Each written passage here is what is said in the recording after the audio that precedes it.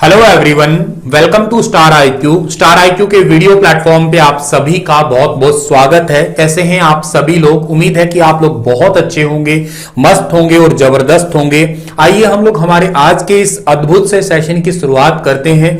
बेहद इंपॉर्टेंट ये लेक्चर है हमारे लिए, और ये इंपॉर्टेंट किस मायने में है, क्योंकि आप पहली पूर्णकालीन महिला वित्त मंत्री है। इन्होंने अपने काल का चौथा अपना वित्तीय बजट ये पेश किया है। 90 मिनट का पूरा भाषण था इनका, और इस 90 मिनट के दौरान इन्होंने अपना ये चौथा बजट पेश किया है। क्या इस बजट में अहम बातें हैं, क्या इस बजट का इतिहास है, और क्या इस बजट से जुड़ी हुई कुछ इंपॉर्टेंट तथ्य है जो अक्सर एग्जाम में हमारे पूछे जाते हैं। ये वीडियो कौन देख सकता है? ये वीडियो जिनके कॉम्पिटिटिव एग्जाम है, लाइक यूपीएससी का जिसका एग्जाम है, एसएससी का, एचएसएससी का, या कोई भी वन डे कॉम्पिटिटिव एग्जाम है, वो देख सकता है। और के अलावा ये वीडियो वो भी देख सकता है जिसको केवल इंटरेस्ट है ये जानना है कि मेरे भारत देश का बजट क्या रहा है, एक्चुअली क्या चीजें चल रही है। तो उन दोनों या तीनों सभी लोगों को एक साथ लेके चलने का मेरा प्रयास रहेगा।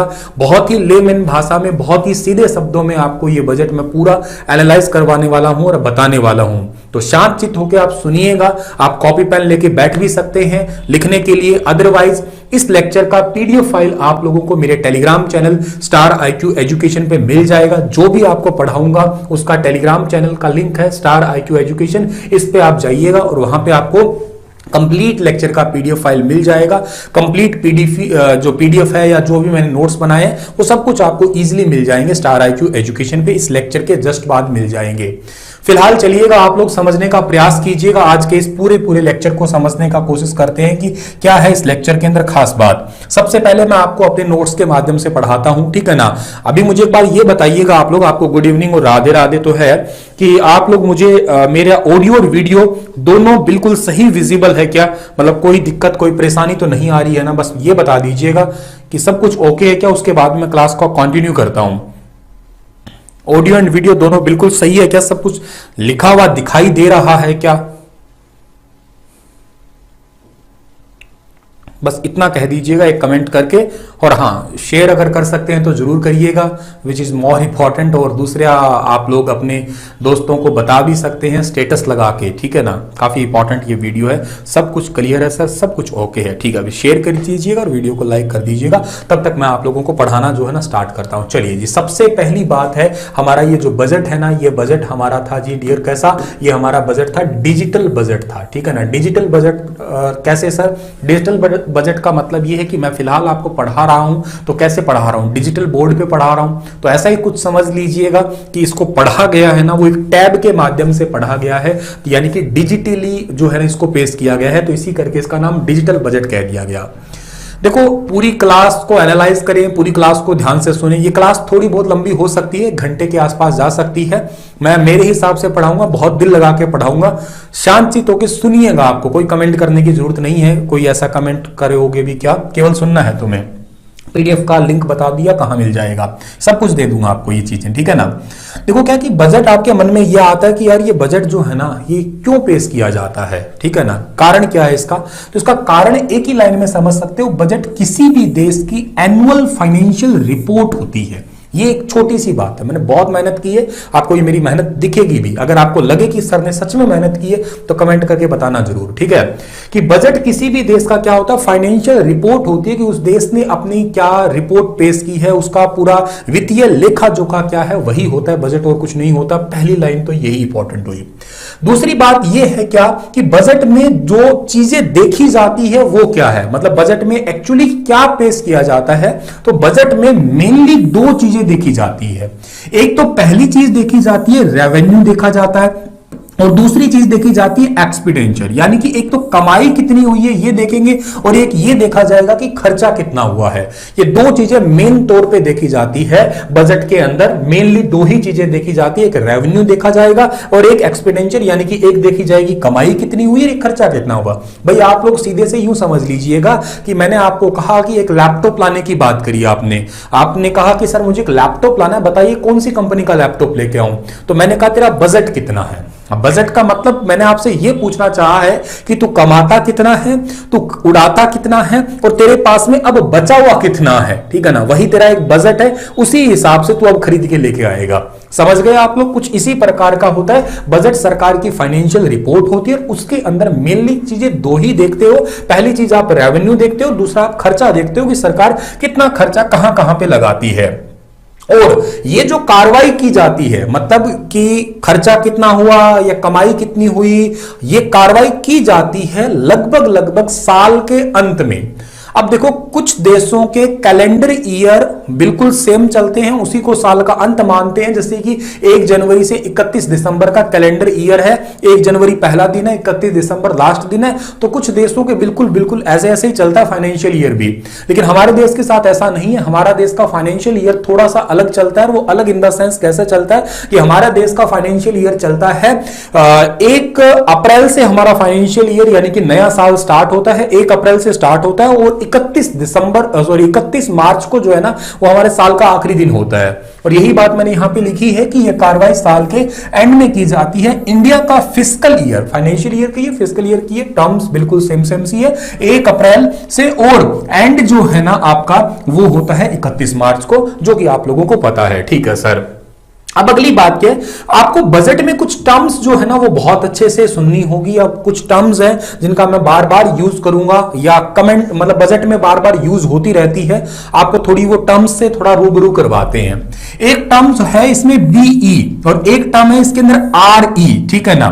अब देखो क्या है, बजट का सबसे पहला आंकड़ा होता है कि नेक्स्ट फिस्कल ईयर का एस्टीमेट लगाना, यानी कि बजट एस्टीमेट, अगले साल सरकार का कितनी कमाई होने वाली है और कितना खर्चा होने वाला है, इस चीज का एस्टीमेट लगाना सबसे पहला काम होगा बजट का।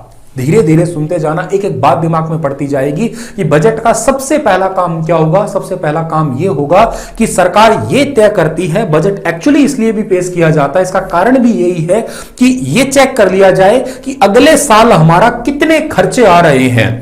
जैसे हम लोग हमारे पापा लोग घर पे प्लान करते हैं, हम मतलब फैमिली का हिस्सा तो हम भी प्लान कर रहे होते हैं कि देख लेते होते हैं कि यार घर में हमारा कितने खर्चे आ रहे हैं। भाई बहन की शादी है, भाई की शादी है, किसी की शादी में खर्चा आ रहा है, कि कुछ हमें कोई सामान लेके आना है, कोई साधन लेके आना है, तो मतलब उसी हिसाब से हम लोग चीजों को प्लान करते हैं। तो कुछ ऐसा ही है कि कितना खर्चा आ रहा है, ठीक है ना, कितना खर्चा होगा और कितनी हमारी कमाई होगी। मान लेते हैं कोई साधन लाने की बात करता हूं, मान लेते हैं मुझे कार लेके आनी नहीं, और मेरे को वो कार दिख रही है 5 लाख रुपए की कार है, लेकिन 5 लाख रुपए एट प्रेजेंट मेरे पास तो नहीं है, मेरे पास अभी 2 लाख रुपए पड़े हैं। चलो मैं 2 लाख रुपए भर के डाउन पेमेंट और मैं उसको लोन पे किस्तों पे ले आता हूं, लेकिन मैं ये देख के जरूर लेके आऊंगा किस्त भरूंगा कहां से, किस्त कहां से भरूंगा। हाँ मुझे ये पता है, चलो मेरी सैलरी है पर मंथ की 50,000 रुपए सैलरी आएगी, 30,000 रुपए मेरे घर का खर्चे वगैरह में और 20,000 रुपए मैं वहां पे जमा करवा दूंगा, तो इस हिसाब से मेरी कार का किस्त और मेरा कार का सुख भी मिल जाएगा और कार की कार आ जाएगी, सब कुछ ठीक हो जाएगा। ये चीजें चेक की जाती है, दैट इज बीई। समझ में जो जो चीजें तुम्हें आती रहे ना, उस टाइम पे तुरंत आप लोग थंब प्रेस करते हौसला बढ़ाते रहना आप लोग। दूसरा आपका होता है आरई, यानी कि रिवाइज्ड एस्टीमेट जिसको बोलते हो आप लोग, ठीक है ना। पिछले साल के आंकड़ों पे भी बात की जाती है। जैसे यूं कहो कि बजट तो हर साल आता है, हर साल 1 फरवरी को आता है, तो पिछले साल के आंकड़े भी जरूरी होते हैं, वो देखे जाते हैं कि भी जैसे वादे करने की बात करता हूं, भी आपने वादे तो पिछले साल भी किए। मान लेते हैं कि अभी मेरी गवर्नमेंट चल रही है हरियाणा के अंदर और मैंने आपसे वादा कर लिया था, इस बार वोट मांग लिए थे कि भाई ऐसे ऐसे मैं आपके ये काम करूंगा, मुझे आप वोट देके हरियाणा राज्य का मुख्यमंत्री बना दीजिएगा। लोग गुरुजी आपको मुख्यमंत्री बनाया, लेकिन मैंने 5 साल तक आपकी जो मैंने वादे किए थे, जो मैंने मैनिफेस्टो बनाया था, उस पर तो मैंने काम किया ही नहीं। अगली बार मैं क्या मुंह लेके जाऊंगा, अगली बार क्या मुंह लेके मैं आपसे वोट मांगूंगा। एज इट इज कुछ ऐसी बात समझो कि आपने ये जो एस्टीमेट लगाए थे, जो घोषणा की थी, जो आपने टारगेट बनाए थे, वो तो आपने लास्ट ईयर भी बनाए थे ना, तो उनको एक बार जरूर देख लो आप लोग, ठीक है ना। और उनको देखोगे तो आपके आगे एक्चुअल एस्टीमेट आ जाएगा, एई आ जाएगा आपके आगे। जैसे कि 2020-21 का एग्जांपल ले लो, 2020-21 के जो आंकड़े आने थे वो सब कुछ आ चुके हैं। 21-22 के चलो फिर भी बाकी है, क्योंकि अभी 2 महीने बाकी पड़े हैं ना हमारे, फरवरी और मार्च तो पूरा पड़ा है हमारा, तो अभी मतलब मान लो जनवरी फरवरी मार्च 3-9 महीने के लगभग लगभग पूरे पड़े हैं, जनवरी तो अभी पूरा हुआ ही है। तो ये एक्चुअल आंकड़े ये आ चुके हैं, इसके भी आंकड़े क्या रहे हैं उनके आधार पे फिर हमारा अगला बजट जो है ना वो देखा जाता है, पेश किया जाता है। ऑलमोस्ट इन चीजों को भी मद्देनजर रखा जाता है। ये चीजें तुम्हें समझ में अगर आ रही है तो मुझे बताना जरूर, ये काफी इंपॉर्टेंट चीजें हैं, कोई चीजें मिस नहीं कर रहा हूं मैं, बहुत ही लेमन भाषा में बता रहा हूं। एक्चुअली ये चीजें कहां कहां काम आती है आपके पेपर में शॉर्ट फॉर्म में लिखी मिलेगी, आपको बीई लिखा मिलेगा, आरई लिखा मिलेगा, एई लिखा मिलेगा। आपको फुल फॉर्म्स इनकी पता होनी चाहिए, वैसे मेरे हिसाब से कोई फुल फॉर्म नहीं पूछेगा लेकिन वैसे पता होनी चाहिए। ये बजट एस्टिमेट होता है, ये आपका रिवाइज्ड एस्टिमेट होता है और ये आपका होता है एक्चुअल एस्टिमेट होता है। और तीनों का मतलब क्या होता है ये बात मैंने अभी 2 मिनट पहले ही आपके आगे अच्छे से शेयर कर चुका हूं। ठीक है सर जी, अब कुछ तथ्यात्मक जानकारियों पे आते हैं हम लोग। कई सारे तथ्य हैं यहाँ पे जो आप लोगों को पता होना चाहिए, काफी इंपॉर्टेंट तथ्य है हमारे पास में। इसके लिए मैं नोट सॉफ्टवेयर खोल लेता हूं ताकि आप लोगों को तथ्य जो है ना वो शेयर करता रहूं, क्योंकि काफी ज्यादा इंपॉर्टेंट जो है ना आपके तथ्य है, इन द सेंस कि आपके छोटे छोटे फैक्ट्स जो है ना वो कई सारे आएंगे और फैक्ट्स आपके लिए इंपॉर्टेंट भी होते हैं। ठीक है, चलिए जी हम लोग पेन ले लेते हैं, कोई भी एक पेन, और इससे लिखना स्टार्ट करते हैं। सबसे पहली बात है आपके लिए जो इंपॉर्टेंट आएगी कि जो बजट जो है ना अब तक सबसे ज्यादा बार किसने पेश किया है। ठीक है ना, मतलब मैं यहां पे लिख देता हूं, मैक्सिमम लिख देता हूं, मतलब बजट जो है ना आपका, बजट जो है, बजट मैक्सिमम किसने पेश किया है। तो एक पीएम हुए हैं हमारे भारत के अंदर, आप कमेंट में लिख के बता सकते हैं आंसर आपको पता हो तो, मोरारजी देसाई। ठीक है ना, मोरारजी देसाई जो है ना एक पीएम रहे हैं हमारे भारत में, उन्होंने अब तक टोटल 10 बार जो है ना वो बजट पेश किया है। जो चीजें तुम्हें पता है वो लिखते जाना, इंपॉर्टेंट लगे तो आप लिखते जाना। ये फैक्ट्स है जो डायरेक्ट एग्जाम में बहुत बार जो है ना सीधे सीधे पूछे गए हैं। ठीक है ना, उनके बाद में ये तो 1 नंबर पे थे, 2 नंबर पे, मतलब यहां पे मैंने 1 नंबर लिख दिया, 2 नंबर पे मैं यहां पे लिख रहा हूं एक नाम, जिनका नाम मैं लिख रहा हूं पी चिदम्बरम। ठीक है ना, ठीक है ना, कुछ ऐसा नाम है इनका, और इन्होंने टोटल 9 बार जो है ना वो बजट पेश किया है। एक व्यक्ति 3 नंबर पे और लिख रहा हूं जिन्होंने ऑलरेडी जो है ना आपके लिए ये सेम 9 बार ही बजट पेश किया, वो हमारे भारत के राष्ट्रपति पद पे रह चुके हैं। ठीक है ना, राष्ट्रपति पद पे रह चुके हैं, और के अलावा जो है ना मतलब राष्ट्रपति पद संभाला के अलावा इनको भारत का सर्वोच्च नागरिक सम्मान यानी कि भारत रत्न भी मिल चुका है। इन व्यक्ति का नाम प्रणब मुखर्जी। ठीक है ना, प्रणब मुखर्जी, आप लोगों को ये याद रहना चाहिए। इन्होंने भी कितने बार बजट पेश किया है, इन्होंने भी टोटल 9 बार ही बजट पेश किया है। चलो ज्यादा ना याद करके एक व्यक्ति और याद कर लेना बस। ठीक है ना, क्या नाम याद करोगे, डॉक्टर मनमोहन सिंह। ठीक है ना, डॉक्टर मनमोहन सिंह, डॉक्टर मनमोहन सिंह जो है ना इन्होंने कितनी बार बजट पेश किया है, इन्होंने टोटल अब तक 6 बार बजट पेश किया है। ज्यादा तुम्हें नाम याद नहीं रहने चाहिए, लेकिन कुछ एक नाम ये बड़े इंपॉर्टेंट थे। चलो चाहे आप पी चिदम्बरम जो है ना वो काट सकते हो, नहीं भी याद करो चल जाएगा, लेकिन मोरारजी देसाई थोड़ा सा जरूरी है आपके लिए, जरूर याद कर लेना आप लोग। ठीक है ना, अच्छा नाम है, याद रहेगा। राष्ट्रपति आपको ये याद रखना इसलिए जरूरी है क्योंकि हमारे भारत के अंदर राष्ट्रपति थे।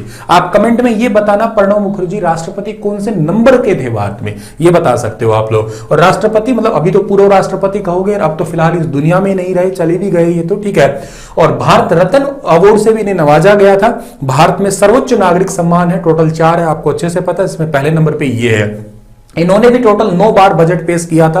और डॉक्टर मनमोहन सिंह का नाम मैंने इसलिए लिखा क्योंकि ये भारत के पीएम पद पे रह चुके हैं, इसलिए ये इंपॉर्टेंट नाम है। और ये लगातार 10 साल तक जो है ना पीएम रहे थे हमारे भारत के अंदर, कांग्रेस पार्टी से संबंधित, और इन्होंने टोटल 6 बार बजट पेश किया है। तो ये तो आपके लिए याद हो गया कि कौन व्यक्ति थे, किन किन ने जो है ना बजट पेश किया है। ठीक है सर जी, ये इंपॉर्टेंट नाम हो गया। अब अगले पन्ने पे आपको लेके चलता हूं मैं, अगले पन्ने पे यहां पे आपको लेके आऊं कि पहली महिला कौन थी जिन्होंने बजट पेश किया है। ठीक है ना, पहली महिला जिन्होंने बजट पेश किया था 1970 के अंदर, और वो भारत की पीएम थी, और के साथ में उन्होंने जो है ना वो कार्यवाहक वित्त मंत्री का पदभार भी संभाल लिया था। ठीक है ना, कार्यवाहक वित्त मंत्री, तो कार्यवाहक वित्त मंत्री भी थी वो, और उनका नाम जो है ना, कार्यवाहक वित्त मंत्री का नाम क्या था जी, सब बच्चों को पता लग गया होगा। ठीक है ना, इनका नाम था जी आपका इंदिरा गांधी। ठीक है ना, इंदिरा गांधी थी। ठीक है, तो ये पहली महिला थी, कार्यवाहक थी, याद रखना आप लोग। अब दूसरी महिला ही कहिएगा, उनके बाद में आई है, या यूं कहिएगा आप लोग पूर्णकालीन, ठीक है ना, पूर्णकालीन महिला वित्त मंत्री, महिला वित्त मंत्री, ठीक है ना, वित्त मंत्री। एक्चुअली मैं इसके ब्रैकेट में ये बात लिख देता हूं, पहली, पूर्णकालीन पहली महिला वित्त मंत्री। अब तक भारतीय इतिहास में पूर्णकालीन, इनको तो कार्यवाहक टेम्परेरी टाइप से दे दिया था। परमानेंट पद जो मिला है ना, वो तो इंदिरा, किनको मिला है, जो अभी वर्तमान में चल रही है, निर्मला सीतारमण, ठीक है ना, ताई जी, ठीक है ना, यूं कह सकते हो आप लोग, ताई जी कह सकते हो, मैं इनको प्यार से ताई जी बोलता हूं, तो आप लोग वित्त को ताई जी बोल सकते हो भाई, ताई जी के पास में है। ताई जी ने अब तक टोटल सबसे ज्यादा बार, महिला होने के नाते सबसे ज्यादा बार इन्होंने बजट पेश किया है। और कितनी बार बजट पेश किया है जी, इन्होंने बजट पेश किया है, एक तो साल 2019 का बजट पेश किया है, मतलब एक बार हो गया। उसके बाद में साल 2020 का बजट पेश किया है, ये 2 बार हो गया। और ये सबसे लंबा भाषण भी इनका ही था, अब तक में सबसे लंबा भाषण भी इन्होंने ही दिया था, ठीक है ना, सबसे लंबा भाषण भी इन्हीं का ही रहा था जी। कितनी देर दे दिया जी भाषण इन्होंने भाषण दिया था, उसमें 2 घंटे दिया था, 2 hours and 40 minutes, ठीक है ना, 2 घंटे 40 मिनट का इन्होंने भाषण दिया था। अब तक सबसे लंबा भाषण इन्होंने ही दिया हुआ है 2020 के बजट में, 2019 का 2020 में, ठीक है ना। उसके बाद में जी, उसके बाद में अगला जो है ना 2021 का बजट भी इन्होंने ही पेश किया था। और इसके अलावा 2022 का बजट भी इन्होंने अभी पेश किया है। इसमें इन्होंने टोटल 90 मिनट लिए हैं, ठीक है ना, ये याद करने हैं आपको, जो भी लेटेस्ट था। तो ये इंपॉर्टेंट बात होगी आपकी कि आपके इस महिला होने के नाते जो है ना टोटल 4 बार बजट जो है ना ये पेश कर चुकी है, ये काफी इंपॉर्टेंट है।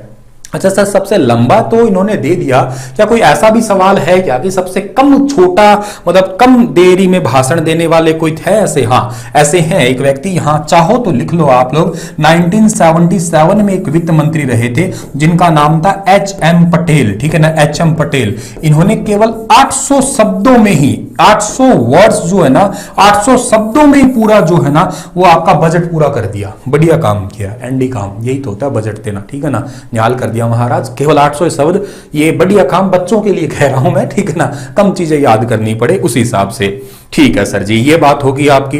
कुछ और फैक्ट्स बताते हैं आपको हम लोग, ठीक है। और फैक्ट्स ये है कि जो हमारा 1956 से पहले की बात करते हो आप, 1956 से पहले की बात करो, 1956 से पहले जो हमारा बजट है, ठीक है ना, जो हमारा बजट है ये केवल किसमें आता था, ये बजट केवल और केवल जो है वो इंग्लिश भाषा के अंदर था, ठीक है ना, इंग्लिश लैंग्वेज के अंदर था। लेकिन 1956 के बाद में, 1956 के बाद में ये Hindi as well as English दोनों भाषाओं में हो गया, Hindi as well as English दोनों लैंग्वेज में जो है ना ये पेश किए जाने लगा आपका, ये इंपॉर्टेंट हुआ। उसके बाद में क्या हुआ जी, 1999 की बात करो आप, 1999 से पहले, 1999 तक का होगा आप लोग, ठीक है ना, 1999 तक बजट जो है, एक सेकंड, तक जो है ना ये हमारा बजट शाम को आता था, ठीक है ना, शाम को, ठीक है, शाम को आता था, शाम को 5 बजे, ठीक है ना, शाम को 5 बजे आता था ये हमारा बजट।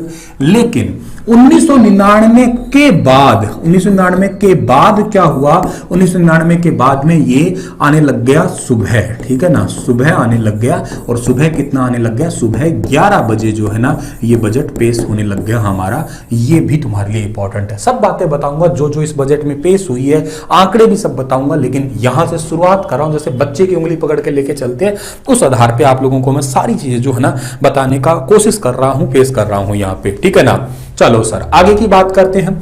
आगे की बात है हमारी यहाँ पे साल 2016, साल 2016 तक की बात करो आप लोग, साल 2016 तक जो है ना ये बजट जो है हमारा, बजट, ये बजट आता था, साल 2016 तक बजट आता था हमारा फरवरी के लास्ट में, ठीक है ना, फरवरी के लास्ट में बजट आया करता था, ठीक है ना।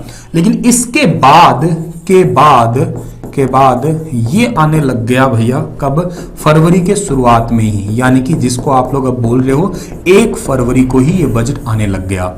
इस साल में एक इंपॉर्टेंट काम और भी हुआ था, ठीक है ना। इससे पहले रेलवे बजट अलग से आता था, आम बजट अलग से आता था, और अब इसके बाद में क्या होने लग गया कि रेल प्लस में आम बजट जो है ना वो मिल गए, और रेल बजट और आम बजट दोनों साथ में आने लग गए, ठीक है ना। पहले तो रेल मंत्री भी पढ़ दिया करते थे, लेकिन अब तो वित्त मंत्रालय के पास ही ये बात है, वित्त मंत्री ही जो है ना इस बजट को दिखाई दिया करते हैं। ये भी बात आप लोगों को यहां से याद कर लेना डियर, ठीक है ना। ठीक है, 2020 हमारे कोई काम नहीं आया, अभी काम आया कि नहीं आया वो तो मुझे नहीं पता, ठीक है ना। चलो जी, ये बात आप लोगों को यहां से मैंने सारी चीजें बता दी है। अब सर बात ये आती है कि बजट बनाया किसने था। बजट बनाने वाले व्यक्तियों का नाम बताता हूं भी। इस बार का जैसे बजट है आपका ये साल 2022 का, ठीक है ना, साल 2022 का ये बजट जो है ना आपका बजट, ये बनाया किसने था। 5 व्यक्ति का नाम याद रखना है आपको, बनाया किन किन ने बनाया था, ठीक है ना। एक व्यक्ति आपको याद रखने हैं यहां पे जिनका नाम है देवाशीष, ठीक है ना, देवाशीष जी, ठीक है ना, या श्री देवाशीष जी। इन व्यक्ति ने, ये सारे व्यक्ति जितने भी बताऊंगा ये सारे आईएएस अधिकारी है, ठीक है ना, ये याद कर लेना आप लोग, देवाशीष जी। 2 नंबर पे आप लोगों को यहां से याद रखना है, इनका नाम है डॉक्टर टी.वी. सोमनाथन, ठीक है ना, डॉक्टर टी.वी. सोमनाथन, ठीक है ना, डॉक्टर टी.वी. सोमनाथन 2 नंबर पे है। उसके बाद में आपके 3 नंबर पे है, इनका नाम है अजय सेठ, अजय सेठ, ये 3 नंबर पे है। 4 नंबर पे जो आपके व्यक्ति आ रहे हैं उनका नाम है तुहिन कांत, ठीक है ना, तुहिन कांत याद कर देना, ठीक है। उसके बाद में एक व्यक्ति और रह गए, देवाशीष, टीवी, अजय और तुहिन कांत, और इसके अलावा एक व्यक्ति हमारे है तरुण बजाज, ठीक है, तरुण बजाज, ठीक है ना। ये देवाशीष भी पांडे है वैसे तो, और तुहिन भी पांडे है, ठीक है। खैर लंबे नाम याद करने में कोई वो इतना नहीं है हमारा, लेकिन ये याद कर लेना, ये 5 व्यक्ति है। एक्चुअली अजय सेठ की जो जो लाइनें लिखी है वो एज इट इज लाइनें निर्मला सीतारमण ने डायरेक्ट पढ़ी थी आपकी, टू द पॉइंट। ये 5 नाम आपके लिए जरूरी है, और भी लोग, केवल 5 थे नहीं जी, पूरी टीम थी और मेंबर थी, लेकिन ये 5 व्यक्ति आईएएस अधिकारी हैं जो आप लोगों को अच्छे तरीके से जो ना याद रखने हैं। ये तरुण बजाज तो हरियाणा के हिसाब से भी आप याद कर सकते हो, 1988 के हरियाणा कैडर के आईएएस अधिकारी हैं ये। हरियाणा करंट अफेयर में भी कभी काम आ जाए कि आपका अपना डिटेल से कोई सवाल आए तो ये 5 लोग थे जिन्होंने बजट बनाया था। ठीक है सर जी, यहां तक पहुंच गए हम लोग। अब आपको और आगे लेके चलता हूं मैं, ठीक है ना। अब मैं ये चीज सारी बता चुका हूं क्या कि 2019, 2020, 2021, 2022 टोटल चौथा बजट था किसका, निर्मला सीतारमण का। कमेंट में कोई बताएगा निर्मला सीतारमण किस राज्य से सांसद है, कहां से सांसद है, मतलब बता सकते हो तो बताइएगा।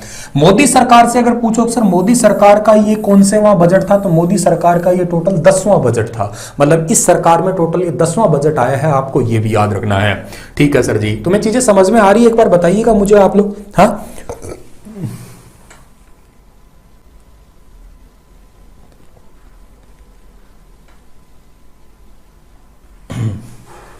सर स्टार्टिंग से कोई नहीं बताता, सब डायरेक्ट ही बता देते हैं बजट के। Great initiative sir, thank you. कोई बात नहीं, धन्यवाद। अच्छा लग रहा है तो बस आप शेयर करते जाइएगा। गुरुजी का कंटेंट सबसे हटके होता है इसलिए यहाँ आते हैं। चलो धन्यवाद भाई, बहुत बहुत धन्यवाद। बस ऐसे अप्रिशिएट कर दिया करो मेरे, मतलब जब आप तारीफ सी कर देते हो ना तो यूँ समझो अंदर से रॉकेट लॉन्चर निकलते हैं। बस अब तो मैं चीर दूंगा, फाड़ दूंगा, आग लगा दूंगा, मोटिवेट हो जाता हूँ मैं, ठीक है ना, अपने आप से। चलो जी, मजाक की बातें सो, अब आइएगा, आगे आइएगा। अब अगली बात ये आती कि यार ये जो बजट वर्ड है ना ये कहाँ से आया। ये बात तुम सबको पता है, लगभग सबको पता है कि बजट शब्द जो है ना कहाँ से ओरिजिनेट हुआ है। बजट शब्द जो है ना ओरिजिनेट हुआ है फ्रेंच वर्ड से, लगभग सब बच्चों को पता है। ये फ्रेंच वर्ड भी आप सभी को पता है, BOUGETTE, ठीक है ना। इसका स्पेल याद कर लीजिएगा, इसका प्रोनाउंसिएशन अलग अलग लोगों की अलग अलग होती है। तो आप लोग इसको, कोई बुगाटे बोलता है, कोई कुछ ही बोलता है, कोई बुगाती बोलता है, मतलब कुछ भी याद करने, मैंने याद करने के लिए बुगाती याद कर रखा है, तुम भी कुछ भी याद कर सकते हो। स्पेल है BOUGETTE, ठीक है, तो हो सकता है कहीं पेपर में देखने को मिले, इसी वर्ड से आया। सर ये वर्ड का मतलब क्या होता है? इस शब्द का मतलब होता है एक लेदर बैग, एक जो बैग होता है ना आपका, एक चमड़े का बैग, थैला सा कह दीजिएगा, ब्रीफ केस कह दीजिएगा, इस शब्द का मतलब वो होता है। और ये परंपरा जो स्टार्ट करी है ना, सबसे पहले बजट की परंपरा ये स्टार्ट करी गई है 1860 में विलियम गैल्डस्टोन के द्वारा स्टार्ट की गई है, ठीक है ना। मैं आपको अगर पीपीटी वाइज दिखाने की कोशिश करता हूं तो आपको मैं यहां पे दिखाने की कोशिश करूंगा। देखो जी, इनके द्वारा जो है ना, ये देख लीजिएगा आप लोग, ठीक है ना, ये नाम वाम आप लोग ब्रीफ केस वगैरह भी देख सकते हो, ठीक है ना। इनके द्वारा ये व्यक्ति हैं, ठीक है ना, ब्रिटेन से हैं ये आपके, और budget documents are carried in a brief case known as Gladstone box. इस बजट डॉक्यूमेंट को जो है ना आप लोग इन्हीं के द्वारा स्टार्ट किया गया, ये बजट वर्ड था इसी ब्रीफ केस में। मजे की बात बताता हूं कि यूके का बजट जो है ना वो साल 2010 तक जो है ना, साल 2010 तक इसी ब्रीफ केस में ही लेके आ रहे हैं वो, इसी ब्रीफ केस के अंदर। लेकिन अब आप देखिएगा इतना घिसपिट गया कि साल 2010 के अंदर इस जो ब्रीफ केस को फाइनली इन्हें रिटायर करना पड़ा। अब ये बजट हमेशा ही ऐसे ही आता गया है, ठीक है ना। आप अगर और फोटोज देखेंगे तो आप लोग देख पाएंगे कि बजट जो है ना, हमारे प्रणब मुखर्जी साहब है, वो भी ऐसे लाल रंग का एक ब्रीफ केस एक्चुअली क्यों भी लेके आते थे, क्योंकि इसके अंदर इंपॉर्टेंट डॉक्यूमेंट्स होते थे, इन सभी डॉक्यूमेंट्स को जो है ना कैरी करना होता था। तो ठीक है, ब्रीफ केस के अंदर लेके आ रहे हैं, ठीक बात है। लेकिन हुआ यूं कि हमारी ताई आई, ठीक है ना, ये ताई जी आई, और ताई जी ने आते ही इस परंपरा को चेंज कर दिया। ताई जी ने आते ही परंपरा को कैसे चेंज किया? ताई जी ने क्या किया, ताई जी ने ब्रीफकेस वगैरह, ये झोला छाप है ना, इनको तो बंद किया और इस शब्द का नाम नया दे दिया। और ब्रीफकेस की जगह बही खाता वर्ड, एक एडिशनल, एक जो ट्रेडिशनल तरीका है ना, वो एक यूं समझ लीजिएगा कि आप लोगों ने किसी मुनीम वगैरह के पास में देखा होगा कि वो बही खाता, ये वर्ड सुना होगा आपने, बही खाता करके, और वहां पे लाल रंग की किताबें, डायरियां वगैरह होती है, ऐसे लाल रंग का कपड़ा वगैरह बही खाते होते। तो उसी ट्रेडिशनल चीज को अपनाने के लिए ताई जी ने क्या किया, बही खाता ऐसे लाल रंग का बैग लेके आना स्टार्ट कर दिया, ठीक है ना। ये कब से स्टार्ट किया इन्होंने, ये भी याद रखिएगा, ये ट्रेडिशनल इन्होंने साल 2019 से शुरू किया है, क्योंकि इन्होंने पहली महिला पूर्णकालीन वित्त मंत्री का पद संभाला था साल 2019 में ही। और तब से लेके ताई जी जो है ना, ये बैग लेके नहीं आती है, ये बही खाता लेके आती है। तो एक ट्रेडिशनल आपको याद रखना है कि बही खाता कब से आने लगा है, तो बही खाता साल 2019 में ताई जी पहली बार लेके आई थी, ये याद कर लेना। अच्छा, अब ये एक इंपॉर्टेंट और काम किया, ताई जी के बजट आपको याद होंगे कौन कौन से हैं। साल 2019 का बजट ताई जी ने पेश किया था, साल 2020 का बजट ताई का था, साल 2021 का बजट भी ताई का आया है, साल 2022 का बजट भी ताई का आया है। चारों बजट जो है ना, चारों सालों के बजट जो है ना, वो अपनी ताई ने जो है वो प्रदर्शित किए, ये ताई रही हमारी, ठीक है ना। देखो ताई कोई बुरा शब्द है नहीं, तो ठीक है, ताई तो बोल रहे हैं तो मैं इसको ताई कहता हूं हमेशा, तो मेरी ताई समझ लो, ठीक है। अच्छा, ताई जी ने क्या किया 19 में, तो पहली बार क्या शब्द ले आए, पहली बार ये ले आए बही खाता, ठीक है ना, बही खाता हो गया, सही है सर, बही खाता वर्ड आ गया यहाँ पे। 20 में क्या किया इन्होंने, 20 हर साल नया नया कारनामा किया इन्होंने। 20 में क्या किया, सबसे लंबा भाषण दे दिया, 2 घंटे 40 मिनट का, मैंने अभी बताया ये। 21 में क्या किया, कहते चलो इन सारी चीजों को छोड़ो, डॉक्यूमेंट्स कागज वगैरह को सबको छोड़ो, और ये डिजिटल जो है ना, ये काम नया कर दिया। डिजिटल बजट जो है ना, ये पेश करने वाली पहली महिला भी बन गई, और भारतीय इतिहास में पहला ऐसा बजट आ गया जो डिजिटल बजट जो है ना पेश किया था इन्होंने। 2021 finance minister Nirmala Sitharaman had read out the budget from a tablet for the first time, पहली बार ऐसा किया है इन्होंने, किया है, ये इंपॉर्टेंट आप लोगों को याद कर लेना। लेकिन इस टैब को भी ये पैक करके लेके आ रही है, तो इस लाल रंग के बैग के अंदर लेके आ रही है, ये याद रखना। However she still carried the device in A compact red case, अभी भी इस बैग को, मतलब इस टैब को तो अभी भी लाल रंग के इस बैग के अंदर ही कैरी करके लेके आती है। बात तुम्हें पल्ले पड़ गई होगी ये वाली बात, ठीक है सर जी, ये बात हमें अभी पल्ले पड़ गई है, ठीक है ना। चलो जी, अब उसके बाद में एक बार आप लोग इन बातों पे बाद में बात करेंगे, ठीक है ना। अभी हम लोग हमारी नोट्स पे आते हैं, चीजों को समझना है ना अभी हमें, ठीक है। चलो, ये चीजें मैंने सारी समझा दी है तुम्हें, बही खाता वगैरह बता चुका हूं मैं, और साल 2021 में पहली बार बजट जो है ना कागज पे नहीं डिजिटल टैब पे आया था, ठीक है ना। अब हम बात करते हैं थोड़ी तथ्यात्मक चीजों की, है ना। जब तक तथ्य नहीं समझ में आएंगे तब तक जो है ना क्या ही समझ में आएगा। पिछले साल भारत ने टारगेट रखा था कि हम पीएसयू को, यानी कि पब्लिक सेक्टर यूनिट्स को बेचकर 1.75 लाख करोड़ रुपए कमा लेंगे। ठीक है, ये देख लो तुम, इनका टारगेट है कि हम इतना सारा कुछ बेच के इतना रुपए कमा लेंगे। ये टारगेट रखा था पिछले साल का इन्होंने, बट ये टारगेट पूरा जो है ना इनका वो नहीं हो पाया भैया। और दिसंबर 2021 तक जो अभी हाल ही में बीता है, इस तक केवल 9240 करोड़ रुपए का ही ये सामान बेच पाए। इतना ही ये बेच पाए, मतलब आप पीएसई भी कह सकते हैं, पब्लिक सेक्टर एंटरप्राइजेज, जो आपके जैसे बीएसएनएल समझो, ओएनजीसी समझो, या आपने जो अभी रिसेंटली एयरफोर्स जो आपके क्या कहते हैं एयर इंडिया का सौदा वगैरह देखा था। तो इस मामलों में देखा जाए तो तकरीबन जो है ना इनका आंकड़ा टारगेट इतना था, पर इतना ही अचीव कर पाए। एक इंपॉर्टेंट बात ये हुई इनकी। चलो यहां से निराशा हाथ जरूर लगी हो भारत सरकार को, लेकिन अगली लाइन से भारत सरकार को कोई निराशा हाथ नहीं लगी है। और क्यों नहीं लगी है? क्योंकि टैक्स कलेक्शन अगर आप लोग देखा करते हो भारत का, तो वो कितना है? टैक्स कलेक्शन टारगेट था 2021-22 का 22.22 लाख करोड़। मतलब भारत सरकार ने टारगेट इतना रखा था कि आने वाले साल 2021-22 का मेरा पूरा जो टैक्स कलेक्शन हो जाना चाहिए वो 22.2 लाख करोड़ होना चाहिए। एंड वो आपका डेटा निकल के आया दिसंबर 2021 तक का 19 lakh crore, which is very close to target, जो आपके टारगेट के बहुत ज्यादा पास में आपको दिखाई दे रहा है। और ये बहुत अच्छी बात भी आपको दिख रही है। और इवन ये इंटरेस्टिंग बात है कि क्लोज भी है, ये पूरा हो भी लेगा, क्योंकि अभी तो 3 महीने के आंकड़े आपके आगे हैं। अभी मैं आपको जनवरी के बताऊंगा जो कि बहुत ज्यादा है, नियर अबाउट 1.5 लाख करोड़ के आसपास, जो कि सबसे ज्यादा अभी तक अचीव किया इन्होंने। तो फरवरी और मार्च, मतलब कहने का ये हुआ कि जैसे हमारा फाइनेंस ईयर, मैंने अभी लेक्चर के स्टार्टिंग में बताया 31 मार्च को पूरा होता है, तो 31 मार्च जब तक आएगा तब तक तो ये पूरा कर ही चुके होंगे। तो इसमें तो कोई टेंशन वाली बात नहीं है, यहां इनको पॉजिटिविटी दिखाई दे रही है। चलो सर, सही बात है। इस बार के बजट में एक अच्छी बात ये देखने, मतलब अच्छी बात कहो, एक नई बात आपको देखने को मिली थी कि हलवा सेरेमनी जो है ना 2022 में नहीं हुई थी। अब बहुत सारे बच्चों ने मुझे कहा, इवन बहुत सारे जो है ना इसको सोच लेते हैं, समझ लेते हैं कि अच्छा हलवा सेरेमनी, अच्छा ठीक है, हलवा सेरेमनी मतलब ये हुआ कि हलवा बांटा करते हैं, वो नहीं बांटा गया था, शायद कुछ ऐसा हुआ होगा।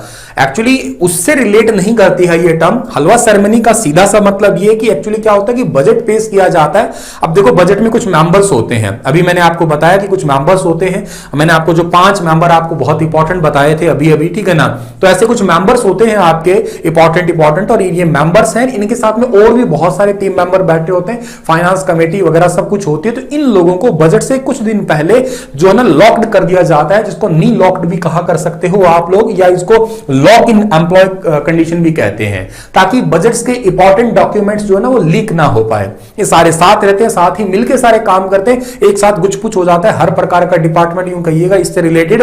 तो इसी प्रकार को ये हलवा वर्ड दिया है इन्होंने, ठीक है ना। और इस बार ये नहीं हुआ ड्यू टू कोविड-19, क्योंकि कोरोना वायरस की स्ट्रीम चल ही रही थी, इस करके इन्होंने कोरोना कहिए या ओमिक्रॉन कहिएगा, उस वजह से ये नहीं हो पाया था इस बार। तो ये एक इंपॉर्टेंट चीज है जो आप लोगों को यहां से याद कर लेना है डियर, जो कि आपको अच्छे से याद रखना है यहां पे, ठीक है। चलो अब आगे बढ़ते हैं हम लोग। अच्छा, मैं आपको एक फोटो दिखाता हूं, ठीक है ना। पहले आप उस फोटो को देखिएगा, फिर आपको ये 2 नाम आपके लिए इंपॉर्टेंट है। एक फोटो यहां से देखिएगा आप लोग, 1 सेकंड, नए वाले फोटो आपको, ठीक है जी। इस फोटो में आप देखिएगा, एक तो इन भाई साहब को देखिएगा, ठीक है ना, एक आप इन भाई साहब को देखिएगा, ठीक है ना। दिख रहे हैं आपको ये? चलो जूम कर देते हैं इनको।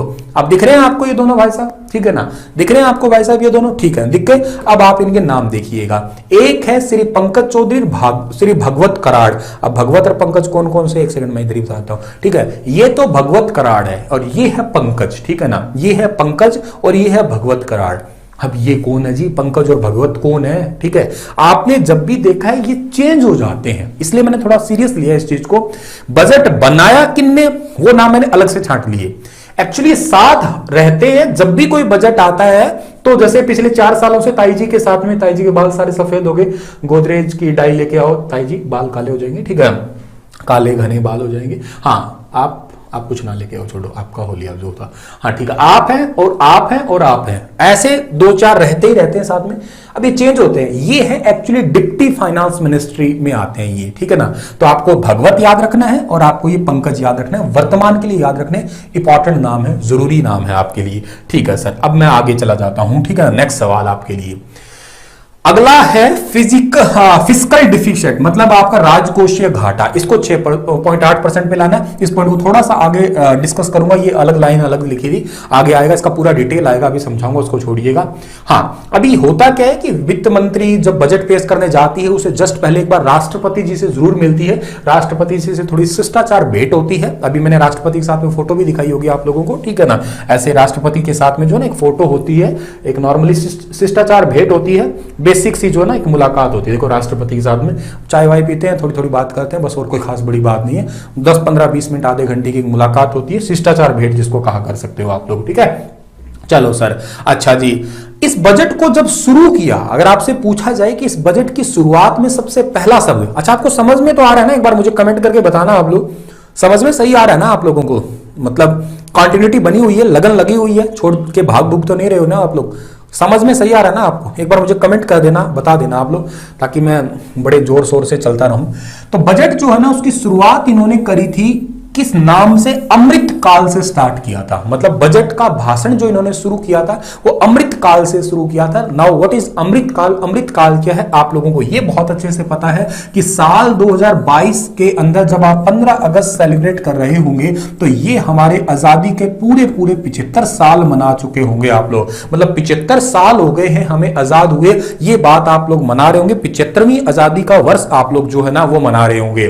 और आप 2047 तक, ठीक है ना, 2047 तक टोटल 100 साल कर लेंगे आजाद हुए। 1947 में आजाद हुए तो 2047 तक आप पूरे 100 साल कर लेंगे। तो एक्चुअली आप लोग इस 75 से जो 100 के बीच में जो ये 25 साल है ना, इन्हीं 25 सालों को आपने एक नाम दे दिया अमृत काल। हिंदुज्म में अमृत शुभ मुहूर्त को कहा जाता है। हम लोग ना जनरली किसी अच्छी चीज को, अच्छे टाइम को अमृत काल कहते हैं। ये चौगड़िए होते हैं, दिन का चौगड़िया, रात का चौगड़िया, ऐसे किसी ने थोड़ा पढ़ा हो या थोड़ा बहुत कभी सुना हो तो उसमें एक अमृत चौगड़िया भी होता है। अमृत काल का मतलब होता है शुभ घड़ी, अच्छा टाइम, अच्छा वक्त, जिसके अंदर आप नए साधन भी खरीदते हो, ब्याह शादी भी करने का कोशिश क्या कर सकते हो आप लोग कुछ उसी टाइम में ही।